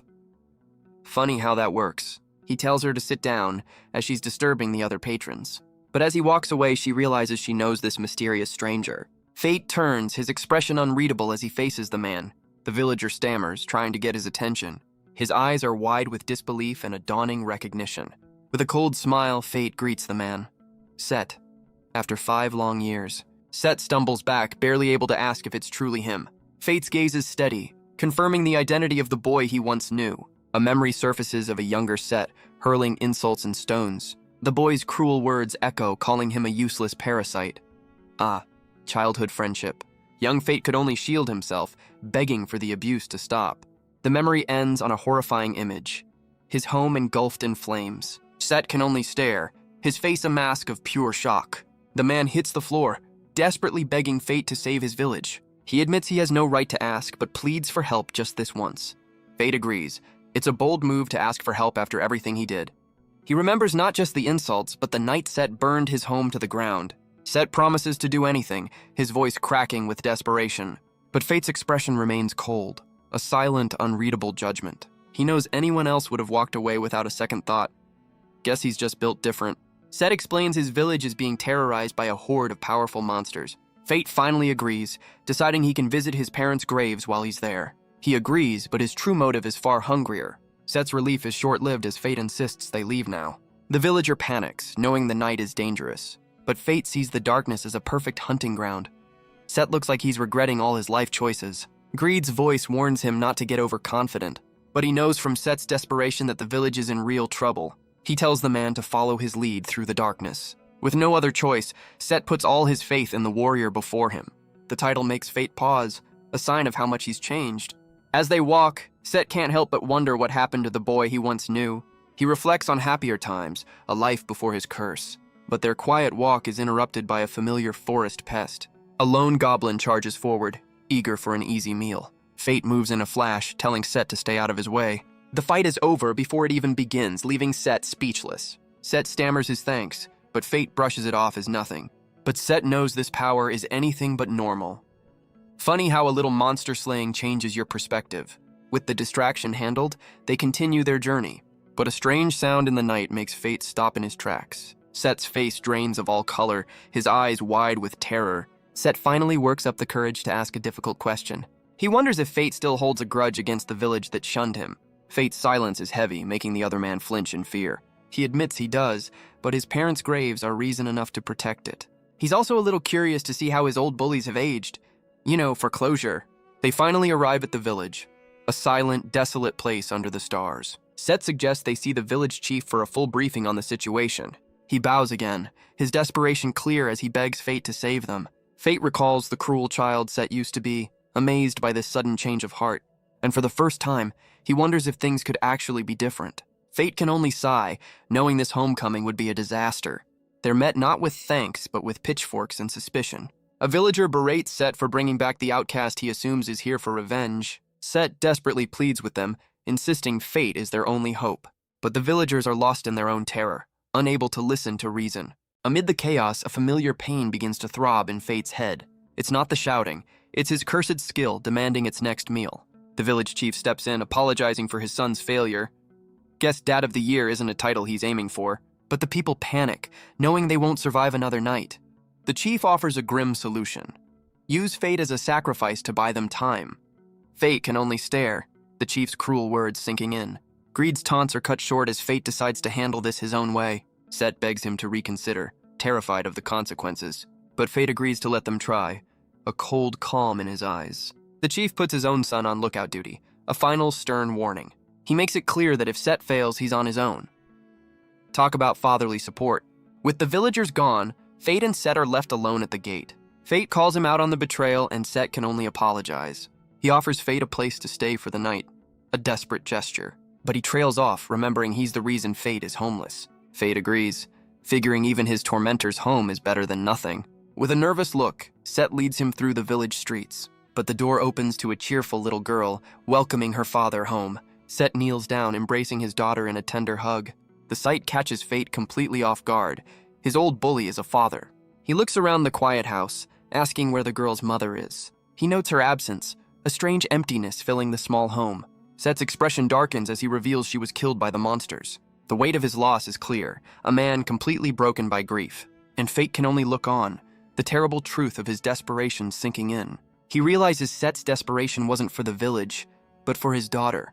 The little girl peeks out from behind her father's arm. She asks her father who this mysterious stranger is. Set introduces him as a hero, a super strong monster slayer. Guess former outcast I bullied didn't have the same ring to it. But her next question is heavy. Will he avenge her mother? As Set comforts his daughter, Fate can only watch in silence. He remembers how no one helped him when he was alone. At the dinner table, the girl's mood has completely changed. She asks to eat with her dad, admitting her grandparents scare her. Set promises he'll never leave her, and she cheers with pure joy. Fate can only watch the tender moment between father and daughter. Set finally admits that Fate has changed beyond recognition. He explains he was just a child, blindly following his father's lead. But having a family of his own finally forced him to grow up. Fate listens, a quiet understanding passing between them. But he knows one man's change doesn't redeem the entire village. He's offered a simple meal, a humble bowl of gruel. As he eats, a strange sense of familiarity washes over him. Guess even monster slayers get sentimental over porridge. The taste is nostalgic, a memory of his own father's cooking. He realizes he came back for more than just a grave visit. He asks for more details about the monster threat. Set describes a winged, horned beast, a lone terror in the night. Fate immediately identifies it as a gargoyle, a notoriously crafty monster. He explains their strategy. Lure you in with one, then attack with the whole flock. Set asks when the attack will come, a question that hangs heavy in the air. Fate realizes they attack on moonless nights, just like tonight. Talk about bad timing. Greed's voice chimes in, practically drooling over the coming feast. His sudden outburst leaves Set and his daughter completely terrified. He gives them a simple, stern order, stay inside no matter what. And with that, he steps out into the darkness, ready for the hunt. He watches from the rooftops as the village is torn apart. His appraisal skill reveals their stats and a very dangerous new trick. He knows an aerial bombardment would be the end of them all. With a steady hand, he draws back his bow, ready to even the odds. A single shot of light tears through the night, finding its mark. He switches to his scythe, ready to meet the rest of the horde head-on. Gluttony activates, and he barely registers the new fireball skill. But a sudden horrifying sight snaps him back to reality. The village chief lies dead, leaving the people leaderless in the chaos. Guess that sacrifice plan didn't work out for him, and the monsters are far from finished with their fiery assault. The gargoyles unleash a storm of fire, turning the night sky red. Greed's voice cuts in, urging him to switch to the scythe. In a flash of blue light, the bow transforms into its deadly new form. He grips the massive scythe, his expression one of grim determination. With a confident smirk, he decides it's time for a little field test. He unleashes a massive wave of energy, a blue tide against a sea of fire. The attack is completely nullified, leaving him standing amidst the chaos. Greed boasts that it can cut through anything, and Fate agrees they have a chance. But the rest of the village isn't so lucky, still burning under the monster's assault. He grits his teeth, realizing he's stuck playing defense for Set's house. Guess being a hero means you're also on babysitting duty. The gargoyles swarm the rooftops, a sea of leathery wings. But Fate just smirks. Their numbers only make them a bigger target. He unleashes a wave of fire, a brutal counter to their own assault. He calls on Greed, ready to try a new, unpracticed technique. The sword's only concern is burning to death. Minor details. He leaps into the fray, a whirlwind of blue energy and cold steel. The scythe cuts through them with impossible, devastating ease. Fate is thrilled with the results, but Greed is a harsher critic. His gluttony skill roars to life, feasting on the fallen monsters. As one tries to flee, Greed warns of a new threat from above. A massive gargoyle descends from the sky, the clear leader of the flock. His appraisal skill confirms it, a named monster with impressive stats and a handy fire-resistant skill. The leader charges up a massive fireball, ready to incinerate him. But Fate is unimpressed, calling out its foolish close-range attack. The monster unleashes a devastating explosion of pure flame.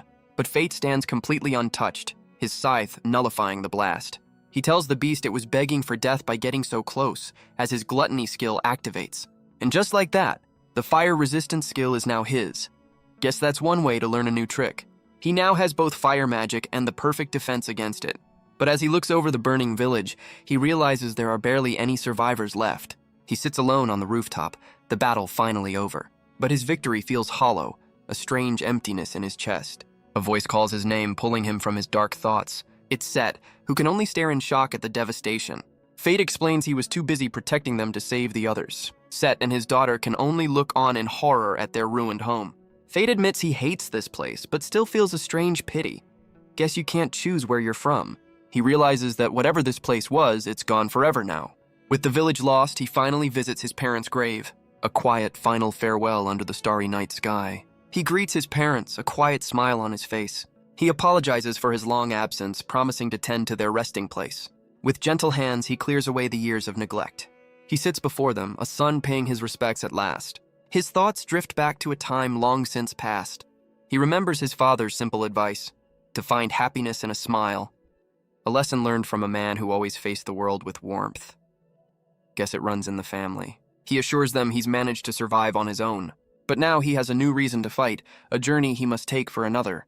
He swears to the stars that he will bring Roxy home to the family that awaits her. He stands in silence, a final moment of peace with his family. With his goodbyes said, he turns to walk away from his past. But a vision of his parents offers one last blessing for his journey. The ghostly farewell snaps him back to the present, his resolve hardened. He leaves the two lonely graves behind, a chapter of his life now closed. With a final, quiet farewell, he sets off on his new path. But the next morning, the surviving villagers are looking for a scapegoat. Of course, they blame the one guy who actually helped. Set's daughter can only watch in terror as her father is accused. Their rage turns to Fate as he steps into the ruined square. They scream at him to leave, but he calmly states he was already on his way out. His hand rests on his hilt, a silent promise of what's to come. But their accusations are cut short by a new, terrifying shriek. They scatter in terror as a lone gargoyle dives from the sky. But Fate is completely unfazed, already aware of the straggler. His eyes narrow, a predator locking onto its final prey. In a flash of crimson light, the last monster is cut down. Guess they should have been thanking him instead of yelling. He turns to Set, explaining he had to deal with that first. Set can only stare, holding his daughter close as he calls Fate's name. He apologizes, knowing none of this was ever Fate's fault. His gaze drifts to the graves on the hill, a silent, final goodbye. Set asks if he visited his parents' graves, a quiet moment of understanding. He sends his daughter away, needing to face his past alone. With the child gone, the mood between the two men shifts. Set suddenly screams, begging Fate to hit him with all his might. Well, that's one way to ask for closure. Fate is completely baffled by the bizarre, desperate request. Set explains this is his way of taking responsibility for his past sins, but Fate still doesn't understand what this is supposed to solve. Set reveals his plan. He's leaving this ruined village behind for good. Fate can only listen, a silent witness to this final chapter. Set repeats his plea, wanting a physical punishment to mark his new resolve. Fate's expression is unreadable, weighing the strange request. Greed's voice urges him to use his full power, but Fate knows that would be a death sentence. With a sigh, he agrees, telling Set to brace himself for the impact. He winds up, a flicker of a smile on his face as he prepares to strike. The blow sends Set flying, slamming him hard against a nearby tree. Fate looks at his hand, realizing he may have misjudged his own strength.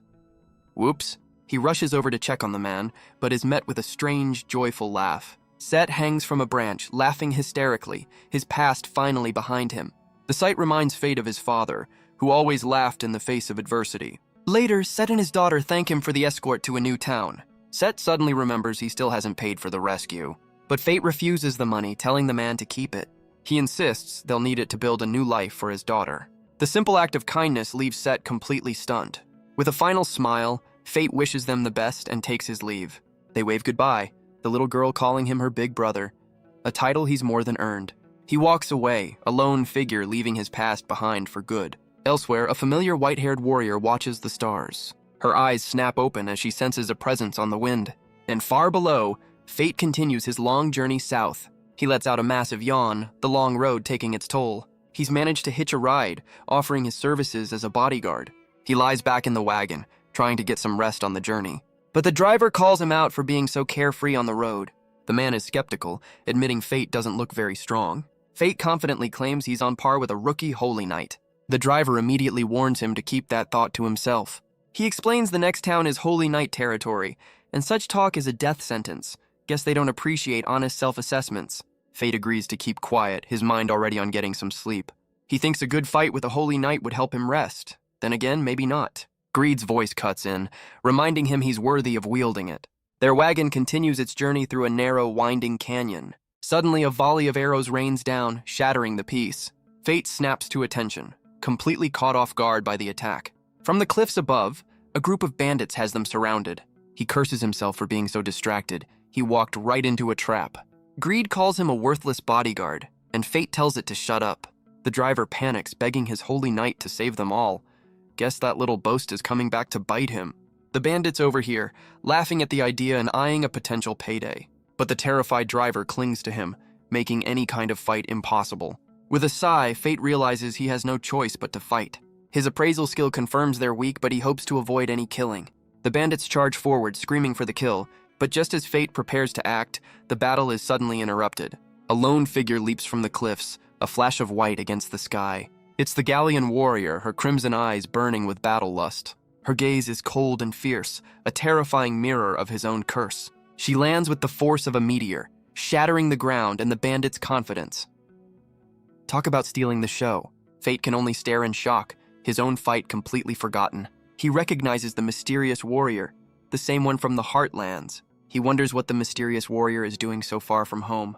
She stands over her victim, a brutal end to a one-sided fight. She turns to Fate, calmly noting their unexpected reunion. He can only stammer in response, completely caught off guard. The driver thanks her for the save, eager to get out of there. But she has other plans, demanding a ride in exchange for their lives. The terrified driver quickly agrees, and Fate can only watch the bizarre negotiation. Guess please isn't in her vocabulary, but as they continue their journey, he can't help but be curious. He notices she didn't kill the bandits, just incapacitated them. He wonders about the true nature of this powerful, mysterious woman. The warrior steps onto the wagon, ready to join their party, but her weight sends the entire carriage tipping violently. Fate can only stare, wondering how she can possibly be so heavy. She offers a sheepish apology for the near disaster. She speaks to her axe, telling a weapon named Sloth to lighten up. The wagon slams back down, the balance suddenly restored. The driver is left completely bewildered by the sudden chaos. Fate realizes her axe must be able to change its own weight. Guess greed isn't the only high-maintenance weapon around. The two warriors sit in a quiet, awkward silence. She finally breaks the tension, demanding to know his name.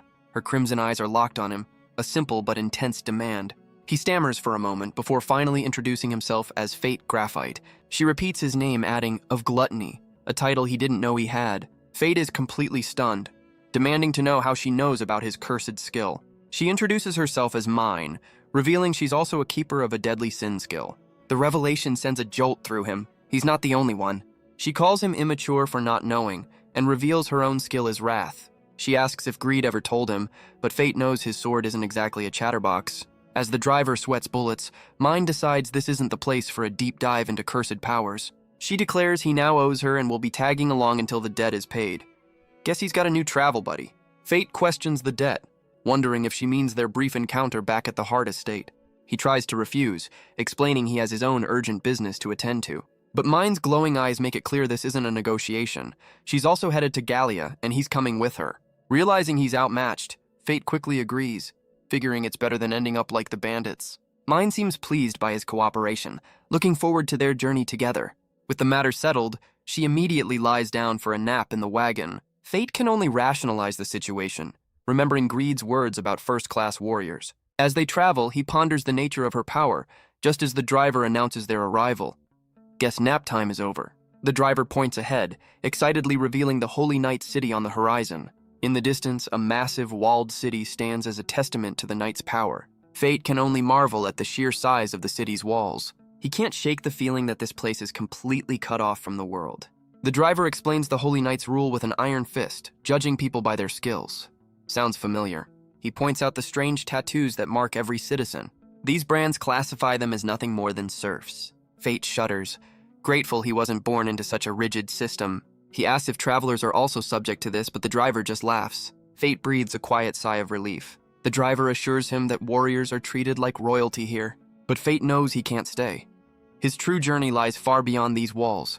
The driver points him in the direction of the local inn. He's paid for his bodyguard services, his journey now funded. The man offers one last stern warning about the Holy Knights. With their business concluded, Fate tries to wake his new companion. But Mine is completely dead to the world, lost in a deep sleep. He tries to shake her awake, but she doesn't even stir. Greed warns him that waking her up could be a disaster, Guess she's not a morning person. The sword explains her raw power could easily level the entire city. With no other choice, Fate is forced to carry the sleeping warrior. He asks Greed about her, and the sword reveals a shared ancient past. He resigns himself to his fate, stuck carrying the sleeping warrior. He asks what Greed meant, but the sword quickly denies any involvement. Fate can only sweat, knowing his partner is hiding something important. A new thought strikes him. Does her weapon talk too? He hears a faint snoring sound, realizing the axe is actually asleep. Guess that's a thing now. Greed calls the weapon lazy, and Fate finally learns its name. Sloth. He demands to know why Greed kept this a secret, but the sword just calls them annoying. He presses for more answers, and Greed finally agrees to talk. The sword reveals their true nature. They are the deadly sin weapons, far superior to any holy sword. He asks if there are others, but Greed's answer is as cryptic as ever. Greed's voice teases him, telling him to stop complaining and embrace his new role. Fate wonders if Sloth also evolves by absorbing stats just like his own weapon. He arrives at the inn, a massive building that looks more like a mansion. Inside, the lobby is a bustling hub of activity and commerce. He's amazed to see shops set up right inside the inn for travelers. The sheer scale of the place leaves him completely impressed. A kind-faced innkeeper offers him a warm and friendly welcome. He confirms he's booking a room for two, still carrying his sleeping companion. Guess he's her personal valet now. But his eyes lock onto the brand on her shoulder, the mark of a serf. She hands him the key, but her expression hints at some unspoken rule. She explains that for travelers, the city's options are extremely limited. With a final, ominous warning, she tells him to be careful outside. Fate realizes this city's social system is even more extreme than he thought. He can't help but wonder what kind of ruler enforces such strict laws. An older guide leads him through the massive, sprawling inn. She explains the building has 5 floors and a staggering 2,500 rooms. Talk about a 5-star labyrinth. Fate is stunned, realizing this place dwarfs even the capital's grandest inns. The guide offers to show him the way, noting they're used to armed guests. He offers a grateful thanks, admitting he'd be completely lost otherwise. She proudly calls the inn the city's pride, and Fate has to agree. The guide assumes he's from the capital, here to hunt the local monsters. Fate is completely unfamiliar with the term Sandmen. She explains they're a local monster that becomes a major threat this time of year. But for Fate, the news of monsters is a welcome relief for his growing hunger. The guide mistakes his cursed hunger for a simple appetite, pointing him to the restaurant. These Sandmen are desert creatures that turn any green land they touch into barren waste. The local warriors are locked in a constant battle to protect their homes from the encroaching desert. Fate realizes these creatures are more than just a simple nuisance. The guide confirms his fears. They're a threat to the city's very existence. She offers a simple weakness, a red core that serves as their heart. A straightforward hunt, at least. She adds that the cores can be sold, a welcome bonus for any warrior. But as she leaves, her gaze drifts to the sleeping mine. She offers a knowing smile, complimenting his cute travel companion. Fate can only panic, his flustered denial fooling absolutely no one. With the guide gone, his embarrassment fades into quiet resolve. He decides to go hunting alone while Mine gets her beauty sleep. But first, he'll leave a note so she knows where he's gone. Or maybe he'll just draw all over her face instead. Greed questions his sanity. The sword warns him he's on his own when she wakes up, but Fate isn't worried. With his masterpiece complete, he's ready to head out for the hunt. He sits alone in the quiet room, preparing for the hunt. He picks up his mask, knowing he can't afford to stand out. He dons his familiar disguise. Corpsey the warrior is back in business. This way, no one will connect him to the coming slaughter. He can only hope his secret identity holds up this time. With his mind made up, he prepares to head out. He slips out of his room and into the bustling inn. He spots a massive gathering of warriors, all here for the Sandmen. Looks like the competition is stiff. He decides to find a quieter exit to avoid any unwanted attention. But a familiar rumble in his stomach reminds him of his true purpose here. He catches his reflection, the crimson glow already taking over one eye. Greed's voice chides him for giving in to the curse so easily. The sword suggests a dangerous new training regimen. He'll have to fight on the very edge of his curse to master it. He knows he can't let this power control his future forever. Greed warns that if he fails, he'll be completely consumed by his own skill. Fate accepts the grim reality of his cursed existence. With his mind made up, it's time for practice. And dinner. A 2-for-1 special. He spots the other warriors, deciding to let them lead the way. They'll be the perfect bait to draw out his prey. He watches the warriors move through the darkness with ease. Greed explains they're likely using magic tools for sight. Night vision goggles are a common tool for monster hunters, a necessary expense for anyone who wants to survive the night. Greed explains the tech originated in Gallia, now a lost art. These tools are rare and expensive relics of a bygone era, but Fate knows he's different. He can just steal the skills he needs. A perk of having a cursed appetite, I guess. Suddenly, one of the warriors ahead stops dead in his tracks. The entire party freezes, sensing a strange presence in the air. Fate wonders if he should invest in some gear, but Greed scoffs at the idea. The sword reminds him that his gluttony skill is all he'll ever need. Greed calls the magic tools garbage, declaring itself the only weapon he needs. Someone's got a bit of an ego. Fate has to agree. With his mask and his cursed sword, he's more than equipped for this hunt. Greed's voice snaps him back to reality, telling him to focus. He looks out over a vast, sandy wasteland, a stark change of scenery. Greed explains this is the Sandmen's work, constantly expanding their territory. The sword predicts this entire land will be desert in 1,000 years. The thought is a sobering one, a reminder of the stakes. But his thoughts are cut short as the warriors below signal the attack. A horde of sand creatures erupts from the ground, a terrifying sight. But for Fate, the sight only awakens his cursed, insatiable hunger. He decides to watch for now, a chance to learn their tactics. And while he's at it, he'll get a closer look with his appraisal skill. His appraisal confirms it. The Sandmen are slow, but their stats are decent. Below, one of the warriors unleashes a powerful fire spell. The creatures are engulfed in flames, revealing a critical weakness. He realizes their strategy. Magic is far more effective than trying to find the core, but Fate is completely unimpressed by their safe, reliable tactics.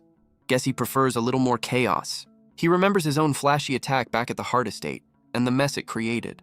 Besides, his goal tonight is to train in half-starvation mode, not end the fight instantly. Greed's voice chimes in, telling him it's finally time to get started. With a silent agreement, Fate leaps from the cliffs, ready to join the fray. He lands in the heart of the canyon, a silent shadow ready for the hunt. He lands with a thud, his crimson eye glowing with hunger.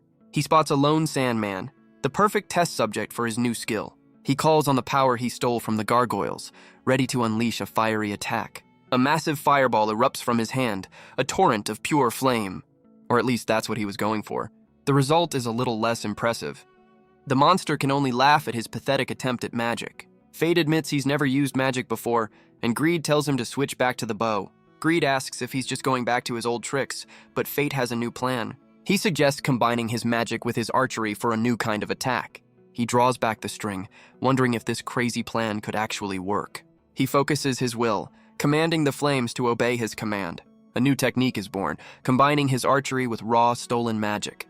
He lets the flaming arrow fly, a streak of fiery vengeance in the night. The shot finds its mark, engulfing the Sandman in a massive explosion. The monster is torn apart, a testament to his devastating new power. Fate smiles at his success, while Greed demands its well-deserved praise. Of course, the sword takes all the credit. He now has a plan. Push his cursed hunger to the absolute limit. He's not sure if this dangerous training will work, but he has to trust his partner. After a long night of hunting, he collapses, completely drained. He realizes fighting on the edge of his curse is a mental battle, not just a physical one. He struggles to his feet, his body screaming in protest.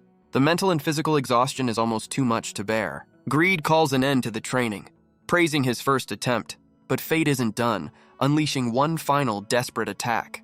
The fiery blast incinerates the last of the Sandman grunts. But his hunger is far from satisfied. He can sense more prey nearby. He realizes his rampage has drawn the attention of the entire horde.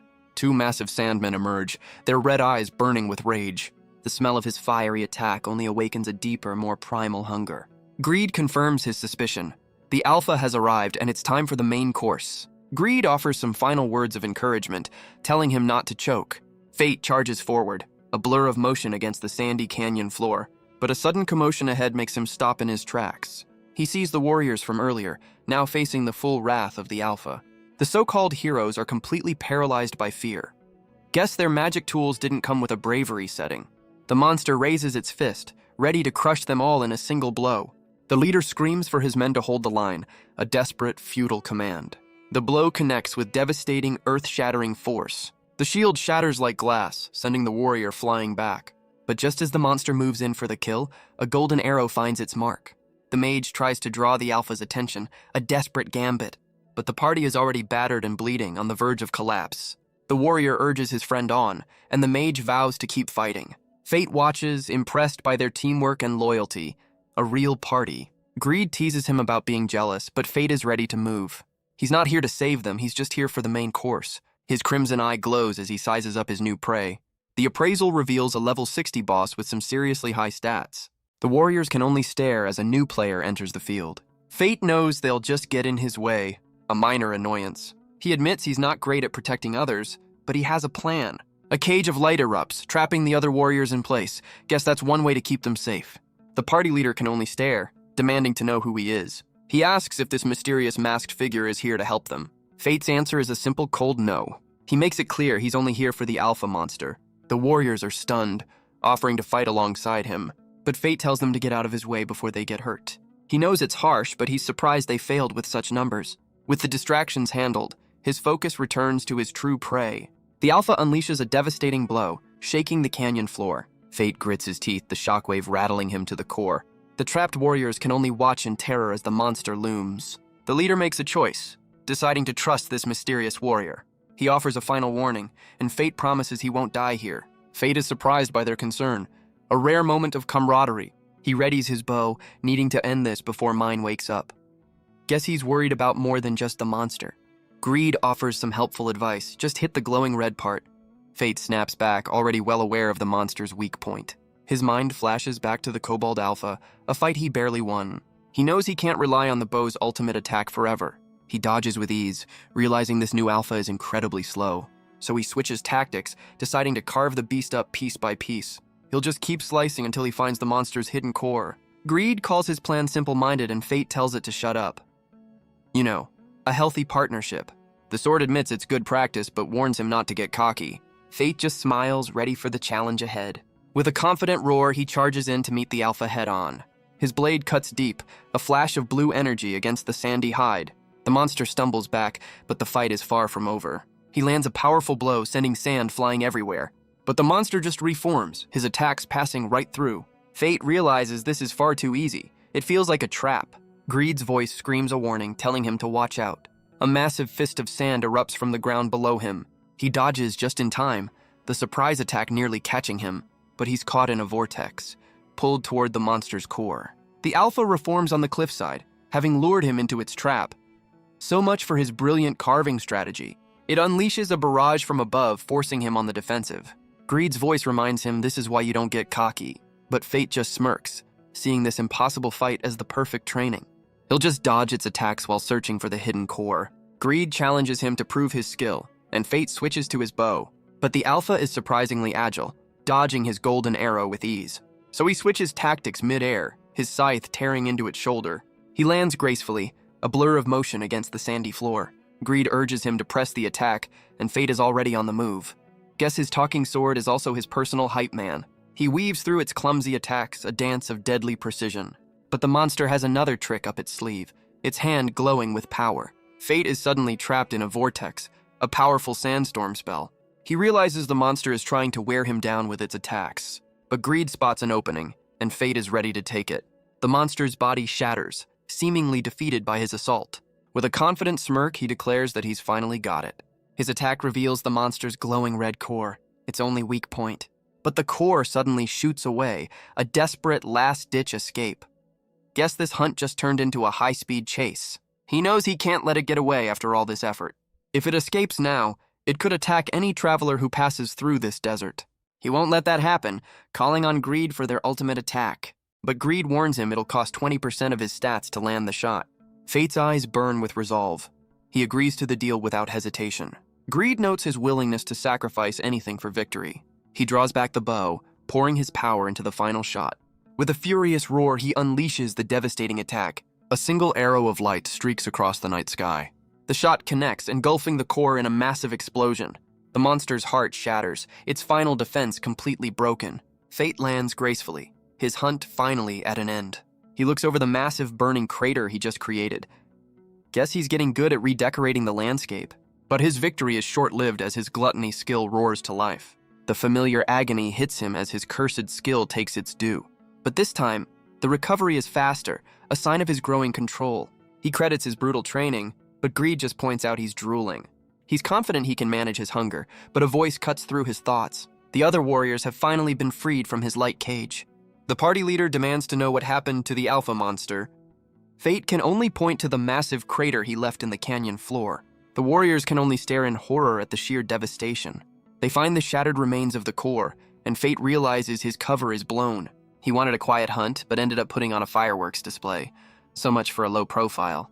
The party leader can only laugh, amazed by the masked warrior's power. He turns to his comrades, who can only agree in stunned silence. They admit his appearance is strange, but his skills are undeniable. Fate is relieved, realizing there are other true warriors besides Roxy. The leader introduces himself as Baldo, offering his sincere thanks. Fate gives his alias Mukuro and asks about the injured. Baldo confirms they were evacuated and will recover from their wounds. Fate takes in the news, his expression hidden behind the mask. But a new problem arises: how to carry the massive monster core. Fate realizes its size and smooth surface will make it impossible to move. Guess he should have thought of that before blowing it up. He tries to find a handhold, hoping a crack will be enough. But even with his immense strength, the core refuses to budge. Instead, his own feet sink deep into the desert sand. He panics, realizing he's about to be swallowed by the ground. Well, this is an embarrassing way to go. But Baldo and his men rush in, offering their combined strength.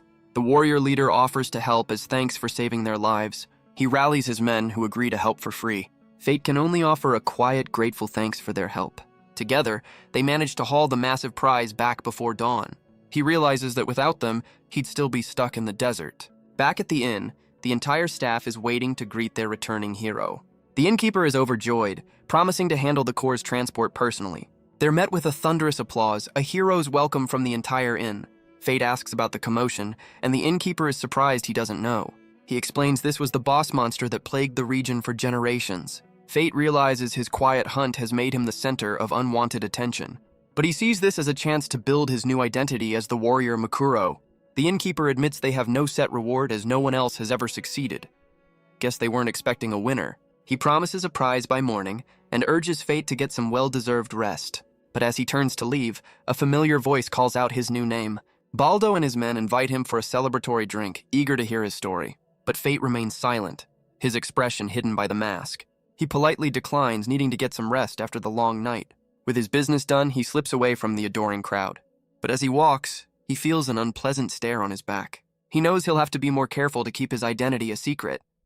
Guess being a local hero has its downsides. He quietly enters his room, finding Mind still fast asleep.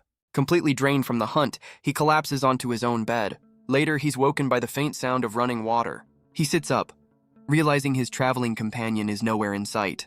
Mind's voice greets him as she towels off her hair. She's fresh from her shower and furious about his little prank. Fate panics at her state of undress, but she's completely unfazed. He tries to defend his honor, but she's already moved on. She explains the doodle was a pain to wash off as she pins him to the bed. Normally this would earn him a trip out the window, but she needs him alive. So instead, she's decided on a more creative form of payback.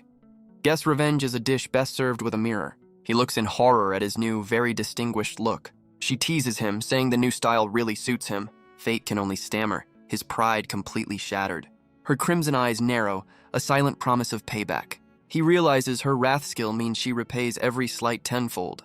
He desperately tries to wash off his new, very permanent look. But her handiwork is surprisingly stubborn, refusing to wash away. He wonders if his mask will be enough to hide his humiliation. Deciding to clean up, he gets ready to wash his sandy clothes. But a fancy bottle of liquid soap catches his attention. He's stunned by the luxury. Even the hearts only had bar soap. He realizes this must be the same scent Mine was using earlier. But a closer look reveals a horrifying price tag. 1 gold coin. Guess luxury comes at a steep price. Fate is completely floored by the astronomical price tag. He realizes he'll probably be footing the bill for Mine's share too. But with his reward money, he decides to treat himself for once. He dreams of a life of simple luxury he's never known. But Mine's voice snaps him back to reality, telling him to hurry up. Terrified of her wrath, he frantically finishes his shower. He has to admit, the expensive soap is worth every silver coin. He steps out to find her waiting, unimpressed by his tardiness. He offers her the bottle of soap as a desperate peace offering. Guess a gift basket was out of the question. She accepts his apology, and he can only kneel in gratitude. With his mask back on, Fate is ready to continue their journey. Greed's voice chimes in, teasing that Mine thinks he looks more manly now. She cuts off the banter, calling him Skull as she heads for the door. Guess the nickname is sticking. They check out of the inn, receiving a warm farewell from the keeper. But before they leave the city, Fate has one last stop to make. He explains he needs to collect the reward for the sand golem he defeated. The news leaves Mine completely stunned. She admits she was planning to hunt it herself, but he beat her to it. Talk about stealing someone's thunder. As he heads for the exchange office, she decides to tag along, but his intimidating mask earns them a less than welcoming reception. The clerk greets him by his alias Mukuro, ready to do business. He presents the reward, a staggering 100 gold coins.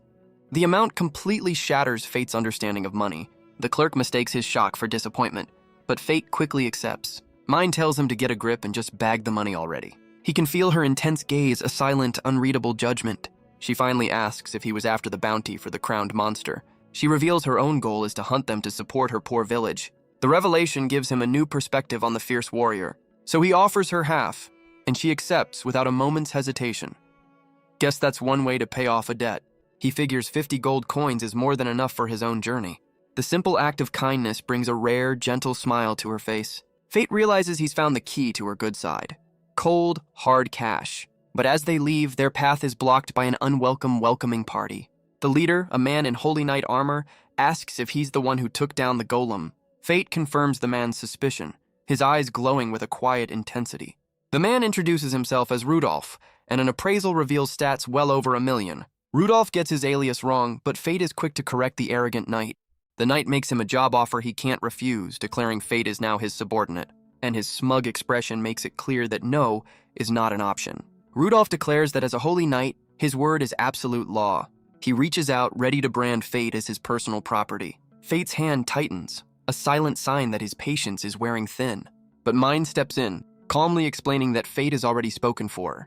The knight scoffs, completely dismissing the girl's intervention. Her eyes narrow with cold fury as Fate tells the knight to go home. And with a brutal swing of her axe, Mind sends the knight flying. The blow is so powerful it launches him clear across the city square. He slams into a distant wall with a bone-shattering impact. A single star twinkles where the Holy Knight used to be. Well, that's one way to handle a job offer. Mind casually declares she sent the Holy Knight home, and Fate agrees he's probably not dead. He makes a mental note for future survival. Never treat Mind like a child.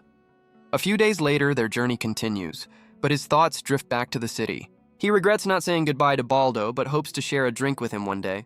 He asks the driver for an ETA, learning the next city is still 3 days away. The high price for the ride makes sense as the monsters get stronger closer to Gallia. But as they travel, a far more immediate problem dawns on him. Their food supply has dwindled to almost nothing. He remembers buying a massive amount, enough to last them for weeks, and then it hits him. His new partner's appetite might be a deadly sin all on its own. He realizes their food is almost gone, but the driver points them to a nearby village. The driver explains it's a small detour, and Fate is thrilled by the news. He eagerly turns to share the good news with his traveling companion, but she's one step ahead, holding up the last empty piece of jerky. She asks if they're going to buy more, and Fate can only sigh in defeat. But as he sulks, she suddenly shoves a piece of jerky into his mouth. She notes that he's always distracted, but surprisingly sharp when it counts, and just like that, she lies down, using his lap as a pillow. Guess personal space isn't her thing. He asks about the space in the back, but she's busy rating his lap's comfort level. She tells her new bed to be quiet and wake her when they arrive. Fate quietly asks Greed a question while Mind sleeps. He wonders what drives her, what battles she's fighting alone. Greed plays coy, but Fate knows the sword is hiding something. The sword offers another vague warning about getting too involved. But Greed quickly changes the subject, offering a chance for revenge. The sword suggests a prank that would almost certainly get him killed. The driver calls him out for talking to himself, and Fate quickly shuts Greed down. Their journey continues. The quiet road a welcome change of pace. He remembers the driver's words, but what he sees is beyond prosperous. It's a peaceful, thriving village, a perfect picture of rural life. The villagers are happy and healthy, a picture of simple prosperity. The smell of fresh bread fills the air, a welcome change for Fate. The driver explains the village's secret is a central spring. Fate is genuinely impressed by their simple, thriving life. The driver tells a story of a lone traveler who found this place. He settled down, and a community grew around the life-giving water. And from that simple spring, the entire village was born. Fate realizes this place is a true oasis in a barren land. Sounds a little too good to be true, doesn't it? But the driver's tone suddenly turns serious, a hint of caution. He gives a cryptic warning. Don't stay here for too long. He explains the rumor. Stay too long and you lose the will to leave. With his job done, the driver says his goodbyes, and Fate is once again stuck carrying his sleeping companion. He remembers she asked to be woken up soon, so he decides on a very brave, very stupid method. He holds on, a silent test of her legendary wrath. She finally wakes up, stretching with a massive yawn. He tells her they've arrived and are heading out for supplies, and she thanks him with a painful promise of future violence. With his cheek still stinging, they head for the village shops. He's impressed by the market. The selection is incredible for a small village. The children are happy, the produce is fresh. It's a picture of perfect peace. But a strange feeling of unease begins to creep into Fate's mind. He looks closer at the crowd and a chilling realization dawns on him. Far too many of the villagers share the exact same face. Guess the gene pool here is more of a puddle. A friendly shopkeeper greets them, oblivious to his growing suspicion. He plays it cool, but her casual explanation only deepens the mystery. She explains that their crops and livestock grow at an impossible rate. For the people here, this unnatural abundance is just a normal part of life. Pushing his concerns aside, Fate confirms they're here to buy supplies. The shopkeeper suggests their salted meat, a local specialty for travelers. It's the only food that doesn't spoil outside the village limits. Totally not a red flag. Fate is understandably hesitant about eating magically preserved mystery meat. But the woman insists it's perfectly safe, a staple of their daily diet. She even claims it's a fertility booster, explaining the village's unique family resemblances. Fate can only offer a weak agreement, the unsettling pieces finally clicking into place. Mind's eyes narrow, her own suspicions now fully confirmed. She calls the village strange, and Fate agrees he knows the cause. He looks to her for confirmation, his theory taking shape. Their eyes turn to the glowing spring, the source of this unnatural prosperity. Mind decides they've seen enough, suggesting they return after dark.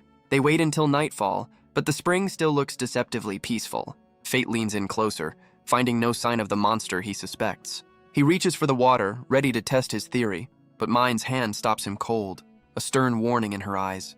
She confirms their worst fears. This is a legendary city eater.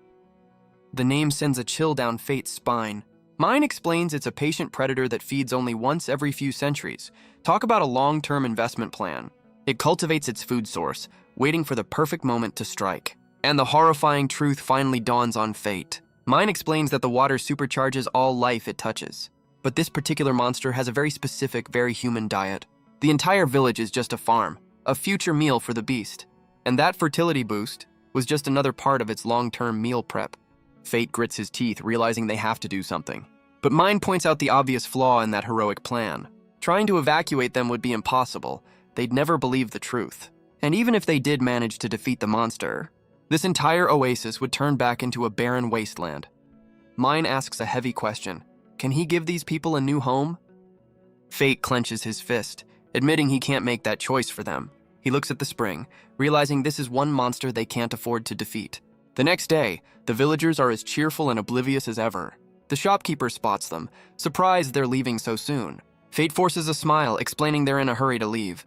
The woman accepts his excuse, a hint of sadness in her eyes. She asks them to visit again, a warm but chilling invitation. Her words about the village's future prosperity hit him like a physical blow, but he puts on a brave face, promising they'll be back one day. Back on the road, he can only wonder what Roxy would have done in his place. Mine explains that some battles can't be won with strength alone. Besides, the monster won't be ready to feast for another century. She offers a sliver of hope. They can return if they find another way. Fate agrees, his resolve hardened by the impossible choice.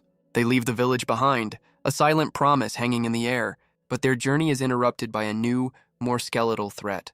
The arrows fly, but the bony archers aren't exactly marksmen.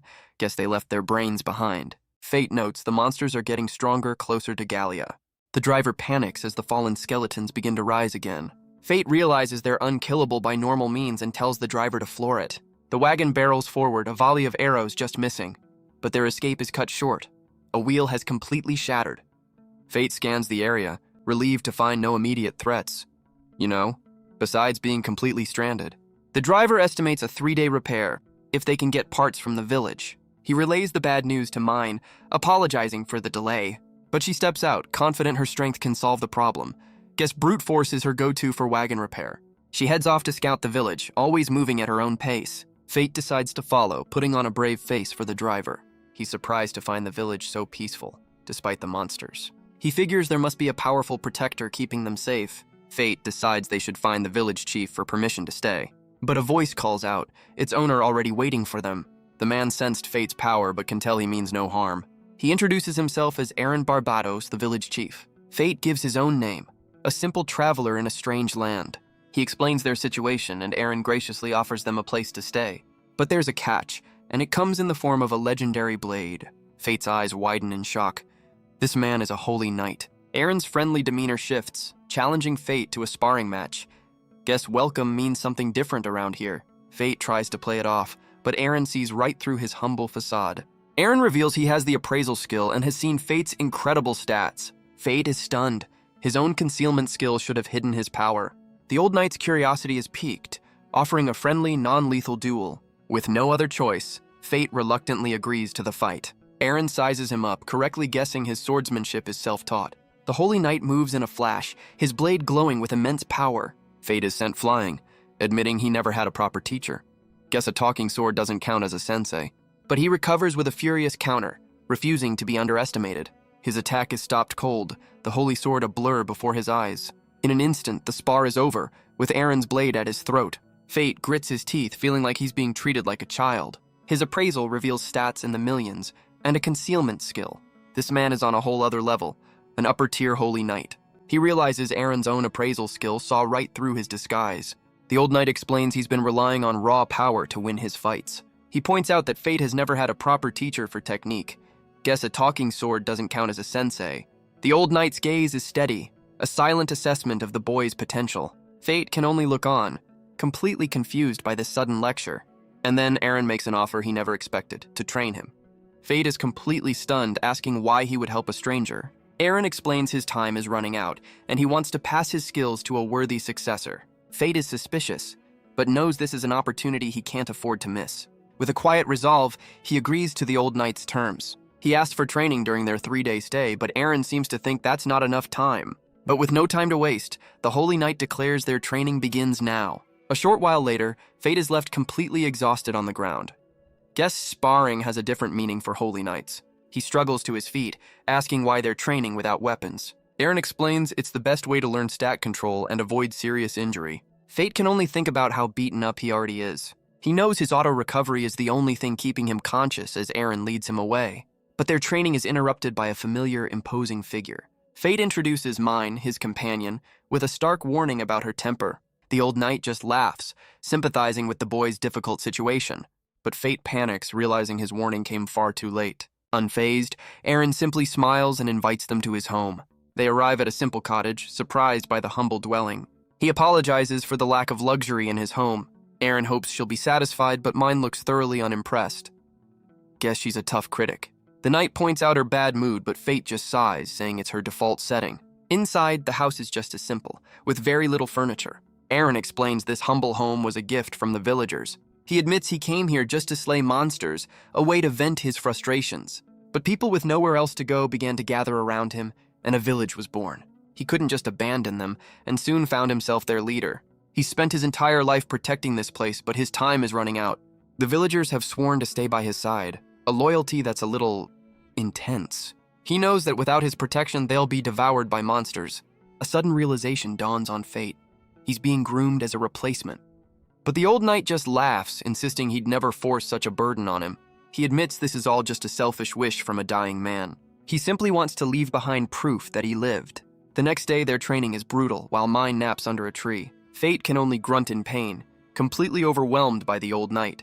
He sarcastically asks to slow down, worried about his teacher's back. The old knight is surprised, then impressed by the boy's spirit. He declares that if Fate can still talk, he's not trying hard enough. Fate manages to block the next blow, earning a rare compliment. But the old knight's gaze is still intense. A teacher pushing his student. He points out a critical weakness, sweeping Fate's legs from under him. The knight's movements shift, a flurry of blows that leaves Fate stunned. Meanwhile, Mine continues her intense training in the art of napping. Aaron compliments Fate's form, glad his body can take the punishment. He calls for a break, offering to teach Fate a new trick. Fate agrees, ready to learn from the seasoned warrior. But his appraisal skill is met with a blinding flash of light. Aaron explains he released his mana to counter the appraisal. It's a trick to make an opponent flinch, a defensive measure. But the old knight's lesson is cut short by a sudden observation. He points out Fate's eyes, and our boy realizes his curse is showing. Guess half-starvation isn't great for keeping a low profile. He quickly covers it, blaming Mine's supposed excitement for the change. He panics, realizing his excuse means Mine will be excited for days. But he shakes it off, ready for another round of brutal training. Aaron is more than happy to oblige, his expression hardening. But this time something is different. Fate can see his movements. He manages to block the next blow, a small but crucial victory. Eren is impressed by his rapid growth, and Fate credits his teacher. But his success is short-lived as he's sent flying once again. The old knight switches tactics, telling him to stay calm. Guess lesson 2 is about to begin. Fate struggles to his feet, refusing to give up on this lesson. Eren's words echo in his mind. Footwork is the key to victory. Fate pushes back, his crimson eye burning with determination. He sees an opening, a chance to finally land a solid blow. But the old knight is faster, countering with a devastating punch. Eren smiles, genuinely impressed by his student's rapid progress. He promises that tomorrow the real swordsmanship lessons will begin. Later, over dinner, Fate asks about his teacher's final wish. His eyes fall on a family portrait, a relic from a happier time. Eren's smile fades, admitting they're the family he failed to protect.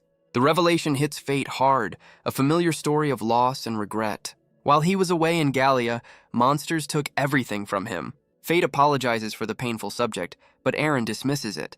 He was once called the Sword Saint, a title he feels he never deserved. Now, he spends his days repenting before the memory of his lost family. Fate realizes this training is about more than just fighting. He wonders if the old knight sees him as a surrogate son. The next day, the real swordsmanship lessons finally begin. Eren offers a rare compliment, telling him to master the basics. Fate eagerly agrees, ready to learn from his new master. Eren teases that he's only just graduated from a goblin skill level. Well, that's one way to motivate a student. But he's confident that with this foundation, Fate is ready for the next step. Fate's eyes burn with a new, quiet determination. Eren's next lesson is simple. Parry his holy sword with a stick. No pressure. Fate thinks it's impossible, but Eren insists he just needs to trust the training. The old knight sees something in him, a potential he's ready to unlock. With a deep breath, Fate accepts the insane challenge. The holy knight charges, his blade a blur of deadly focused energy. Fate's eyes lock on, his entire world narrowing to this single moment. And with a flash of light, the impossible happens. The stick holds firm. Eren is impressed, and a sudden realization dawns on Fate. He understands now. It's not about strength, but perfect minimal control. Eren explains this sword style as a family heirloom, a legacy he now passes to Fate. The weight of that statement hits Fate. This was meant for Eren's lost son. With their 3 days of training over, Eren offers some final fatherly advice. Fate can only offer his sincere, heartfelt thanks for the lessons. That night, they share one final meal in the quiet cottage. Fate reflects on the simple happiness he's found in these humble meals. But he notices Mine eats with a strange, detached emptiness. She reveals a shocking truth. She can't taste anything at all. Well, that explains her love for bland jerky. She dismisses his concern, explaining it was a choice she made long ago. Eren changes the subject, turning his attention to the silent warrior. He turns to Mine, admitting he can't even compare to her level of power. She agrees, adding that 1,000 years of training might get him close. The old knight laughs it off, and Mine calls it the limit of being human. Fate is stunned, realizing she just implied she isn't human at all. And Eren confirms it. He saw her 50 years ago, looking exactly the same. He remembers her fighting a horde of monsters, completely unchanged by time. The old knight demands to know what she truly is. She reveals she's an immortal spirit, dismissing the battle as insignificant. Guess epic is a relative term. Eren is floored by her casual dismissal of such a legendary fight. And Fate can only wonder just how old his new travel buddy really is. But a sudden agonizing pain rips through Fate's mind. His cursed hunger is back and his control is slipping fast. Eren notices his distress, offering him another plate of food. Fate decides to be honest, explaining his need to hunt monsters. The old knight immediately connects it to his glowing crimson eye. Fate explains he's heard of a monster nest in a nearby castle. The mention of the castle stirs something deep in Eren's past. He offers to guide them, a decision that feels deeply personal. Guess this is a field trip now. Fate questions his choice to leave the village unprotected, but Eren has a plan, entrusting its safety to Mine. Eren agrees that 50 gold is a bargain for Mine's protection. As they travel, the old knight asks if Fate also has night vision. He can tell from Fate's movements, and our boy realizes he can't reveal any more of his skills. But Eren understands. It's natural for warriors to keep their secrets. They finally arrive at their destination, a place Eren never thought he'd see again. It's the former capital Hausen, now ruled by a lich lord. The old knight knows this place will be crawling with undead monsters, and the skeletal guards on patrol are a pretty good confirmation. Guess the welcome wagon is off duty. Fate eagerly volunteers to handle the archers on the walls, but Eren warns him that physical attacks are useless against the undead. But Fate just smirks, infusing his arrow with earth magic to counter their immunity. Eren is stunned, explaining that imbuing weapons with magic is a technique even the capital's researchers couldn't master. Fate asks how Eren handles them, and the old knight simply tells him to watch and learn. The two warriors stand ready, prepared to begin their assault on the undead fortress. Fate unleashes a volley of his own, his movements a blur of focused energy. His magically infused shots tear through the skeletal guards with devastating precision. While Fate provides cover from the rear, Eren charges headfirst into the fray. But Fate notices a familiar holy light gathering around the old knight. He recognizes it as the Grand Cross, the same technique Hud used, a skill that shouldn't be used repeatedly. Guess Eren didn't get the memo. But Eren unleashes the attack with impossible ease, cutting a swath through the undead horde. Fate is completely baffled, but Eren explains the technique. He's channeling the Grand Cross through his blade, allowing for elemental attacks. He calls it a simple trick, and Fate can only laugh nervously. He's learned that Eren's definition of simple is a little different from everyone else's. With the gatekeepers down, Eren knows their element of surprise is gone. He decides they'll press the attack before the Lich Lord can rally its forces. They burst through the doors and Eren gives the order. Fate takes the archers. The two warriors sprint through the castle halls, a blur of motion. But as they run, Fate notices something strange about the castle walls. There's barely any damage, a sign the people here were taken down before they could even fight back. Below them, a patrol of skeletal soldiers marches through the streets. But their quiet infiltration is over. The undead have spotted them. The undead horde is already waiting for them around the corner. Archers take aim from the rooftops. They're completely surrounded. But Eren roars for them to push forward, knowing hesitation is death. Fate follows his lead, his scythe a blur of deadly, focused energy. He realizes these aren't mindless monsters. Their tactics are coordinated. These undead fight with the intelligence and strategy of human soldiers. Yet Eren remains completely unfazed, a whirlwind of holy light. The two warriors carve a path through the desolate city streets. But as they reach the inner castle, the skeletons suddenly stop pursuit. Guess they have a strict curfew. Fate's hunger still rages. He knows the true feast is just ahead. Eren reveals a shocking truth. This castle was once his family's home. And the Lich Lord is the very monster that took it all from him. His hand tightens on his blade as he reveals his family is still here. Fate can only question the impossible, chilling statement. The old knight recounts his return from Gallia, a desperate race against time. But by the time he arrived, it was already far too late. The Lich Lord had turned his people into an undead shield. The sheer cruelty of the tactic leaves Fate completely speechless. Eren admits he couldn't bring himself to strike down his own people. He could never find a way to win without destroying what he loved. Fate realizes the truth. They couldn't attack their own fallen comrades.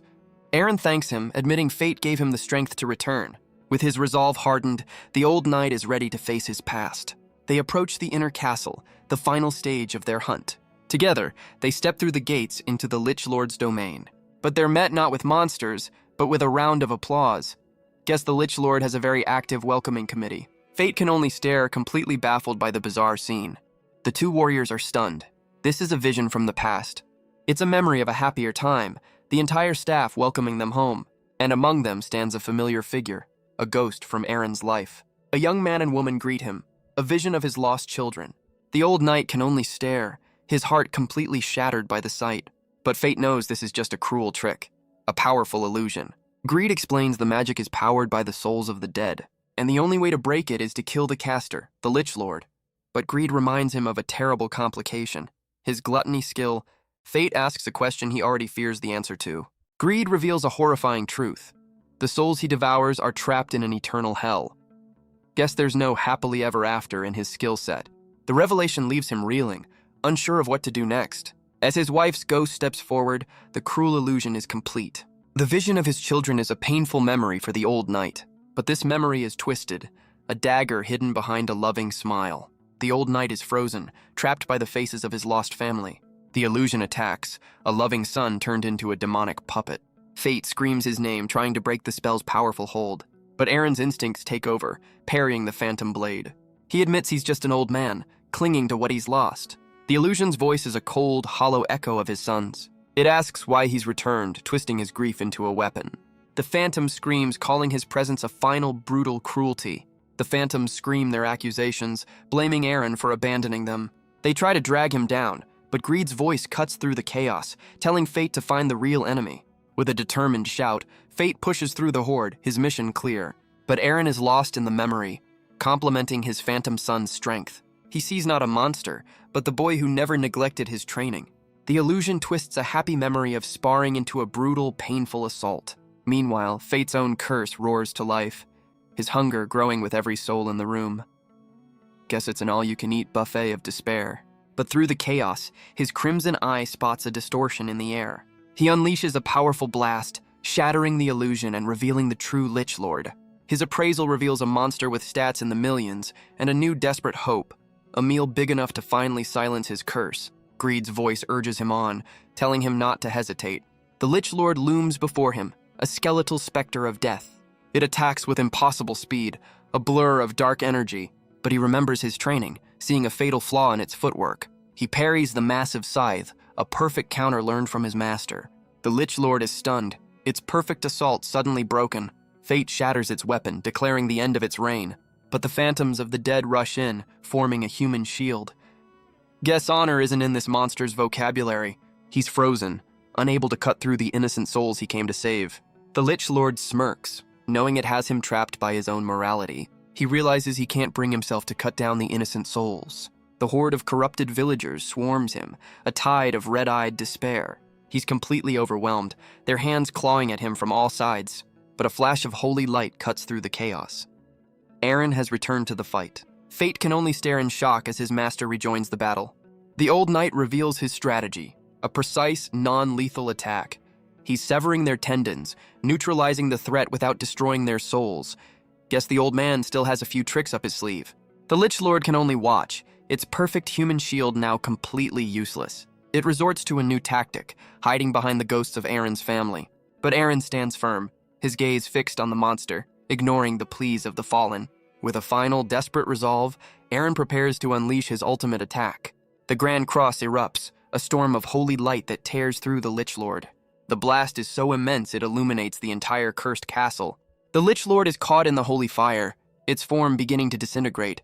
But Fate sees the monster is still clinging to its unlife, refusing to fall. The attack takes a heavy toll, and Fate realizes his master is hurt. He knows the old knight can't last much longer against this foe. Greed's voice cuts in, giving him permission to use another weapon. Guess even a cursed sword can be a team player. Aaron finally collapses, his holy sword shattering on the floor as his strength gives out. Fate rushes to his side, ready to finish what his master started. The old knight grits his teeth, agreeing to one last desperate plan. Master and student stand together, ready to unleash a combined attack. Together, they unleash a devastating, synchronized Grand Cross. The holy light erupts, a beacon of hope from the cursed castle. The Lich Lord can only scream as it's torn apart by the holy fire. With the monster gone, the souls of the dead are finally set free. The villagers ascend as motes of light, their long torment finally over. Among them are the spirits of Aaron's children, finally at peace. They offer a silent, grateful farewell to the father who saved them. Aaron kneels, his heart breaking as he says his final goodbyes. Fate watches, realizing he's witnessing their final conversation. His son's spirit apologizes for failing to protect their home. But Aaron is lost in his own grief, wishing he'd done more. His daughter's spirit offers a final, gentle reassurance. She asks him to continue living by the code he taught them. With a quiet resolve, he vows to honor their memory. Their forms dissolve into motes of light, a final, beautiful farewell. The light bursts, a silent explosion of love and peace. The old knight can only watch, his long burden finally lifted. Fate understands. Their love was strong enough to transcend death itself. But Fate clenches his fist, knowing what he has to do. He draws his bow, shouting that his gluttony skill hasn't activated yet. He unleashes a final shot, trying to destroy the Lich Lord's remains. He won't let this monster interfere with Aaron's final farewell. With a final command, he tries to freeze the monster in its tracks. But his curse roars to life, activating against his will. He collapses, fighting the urge to devour the souls of the innocent. As Aaron watches his family ascend, Fate wages a war within himself. Through tears of relief, he realizes he somehow held it back. Guess self-control is a new skill he's learning. The old knight erupts in a fit of joyous laughter, his long burden finally lifted. Aaron laughs, realizing that even at his age, he still has room to grow. Fate is stunned as the old knight reveals his level has broken its limit. He's only heard of such a thing in legends and asks Greed for an explanation.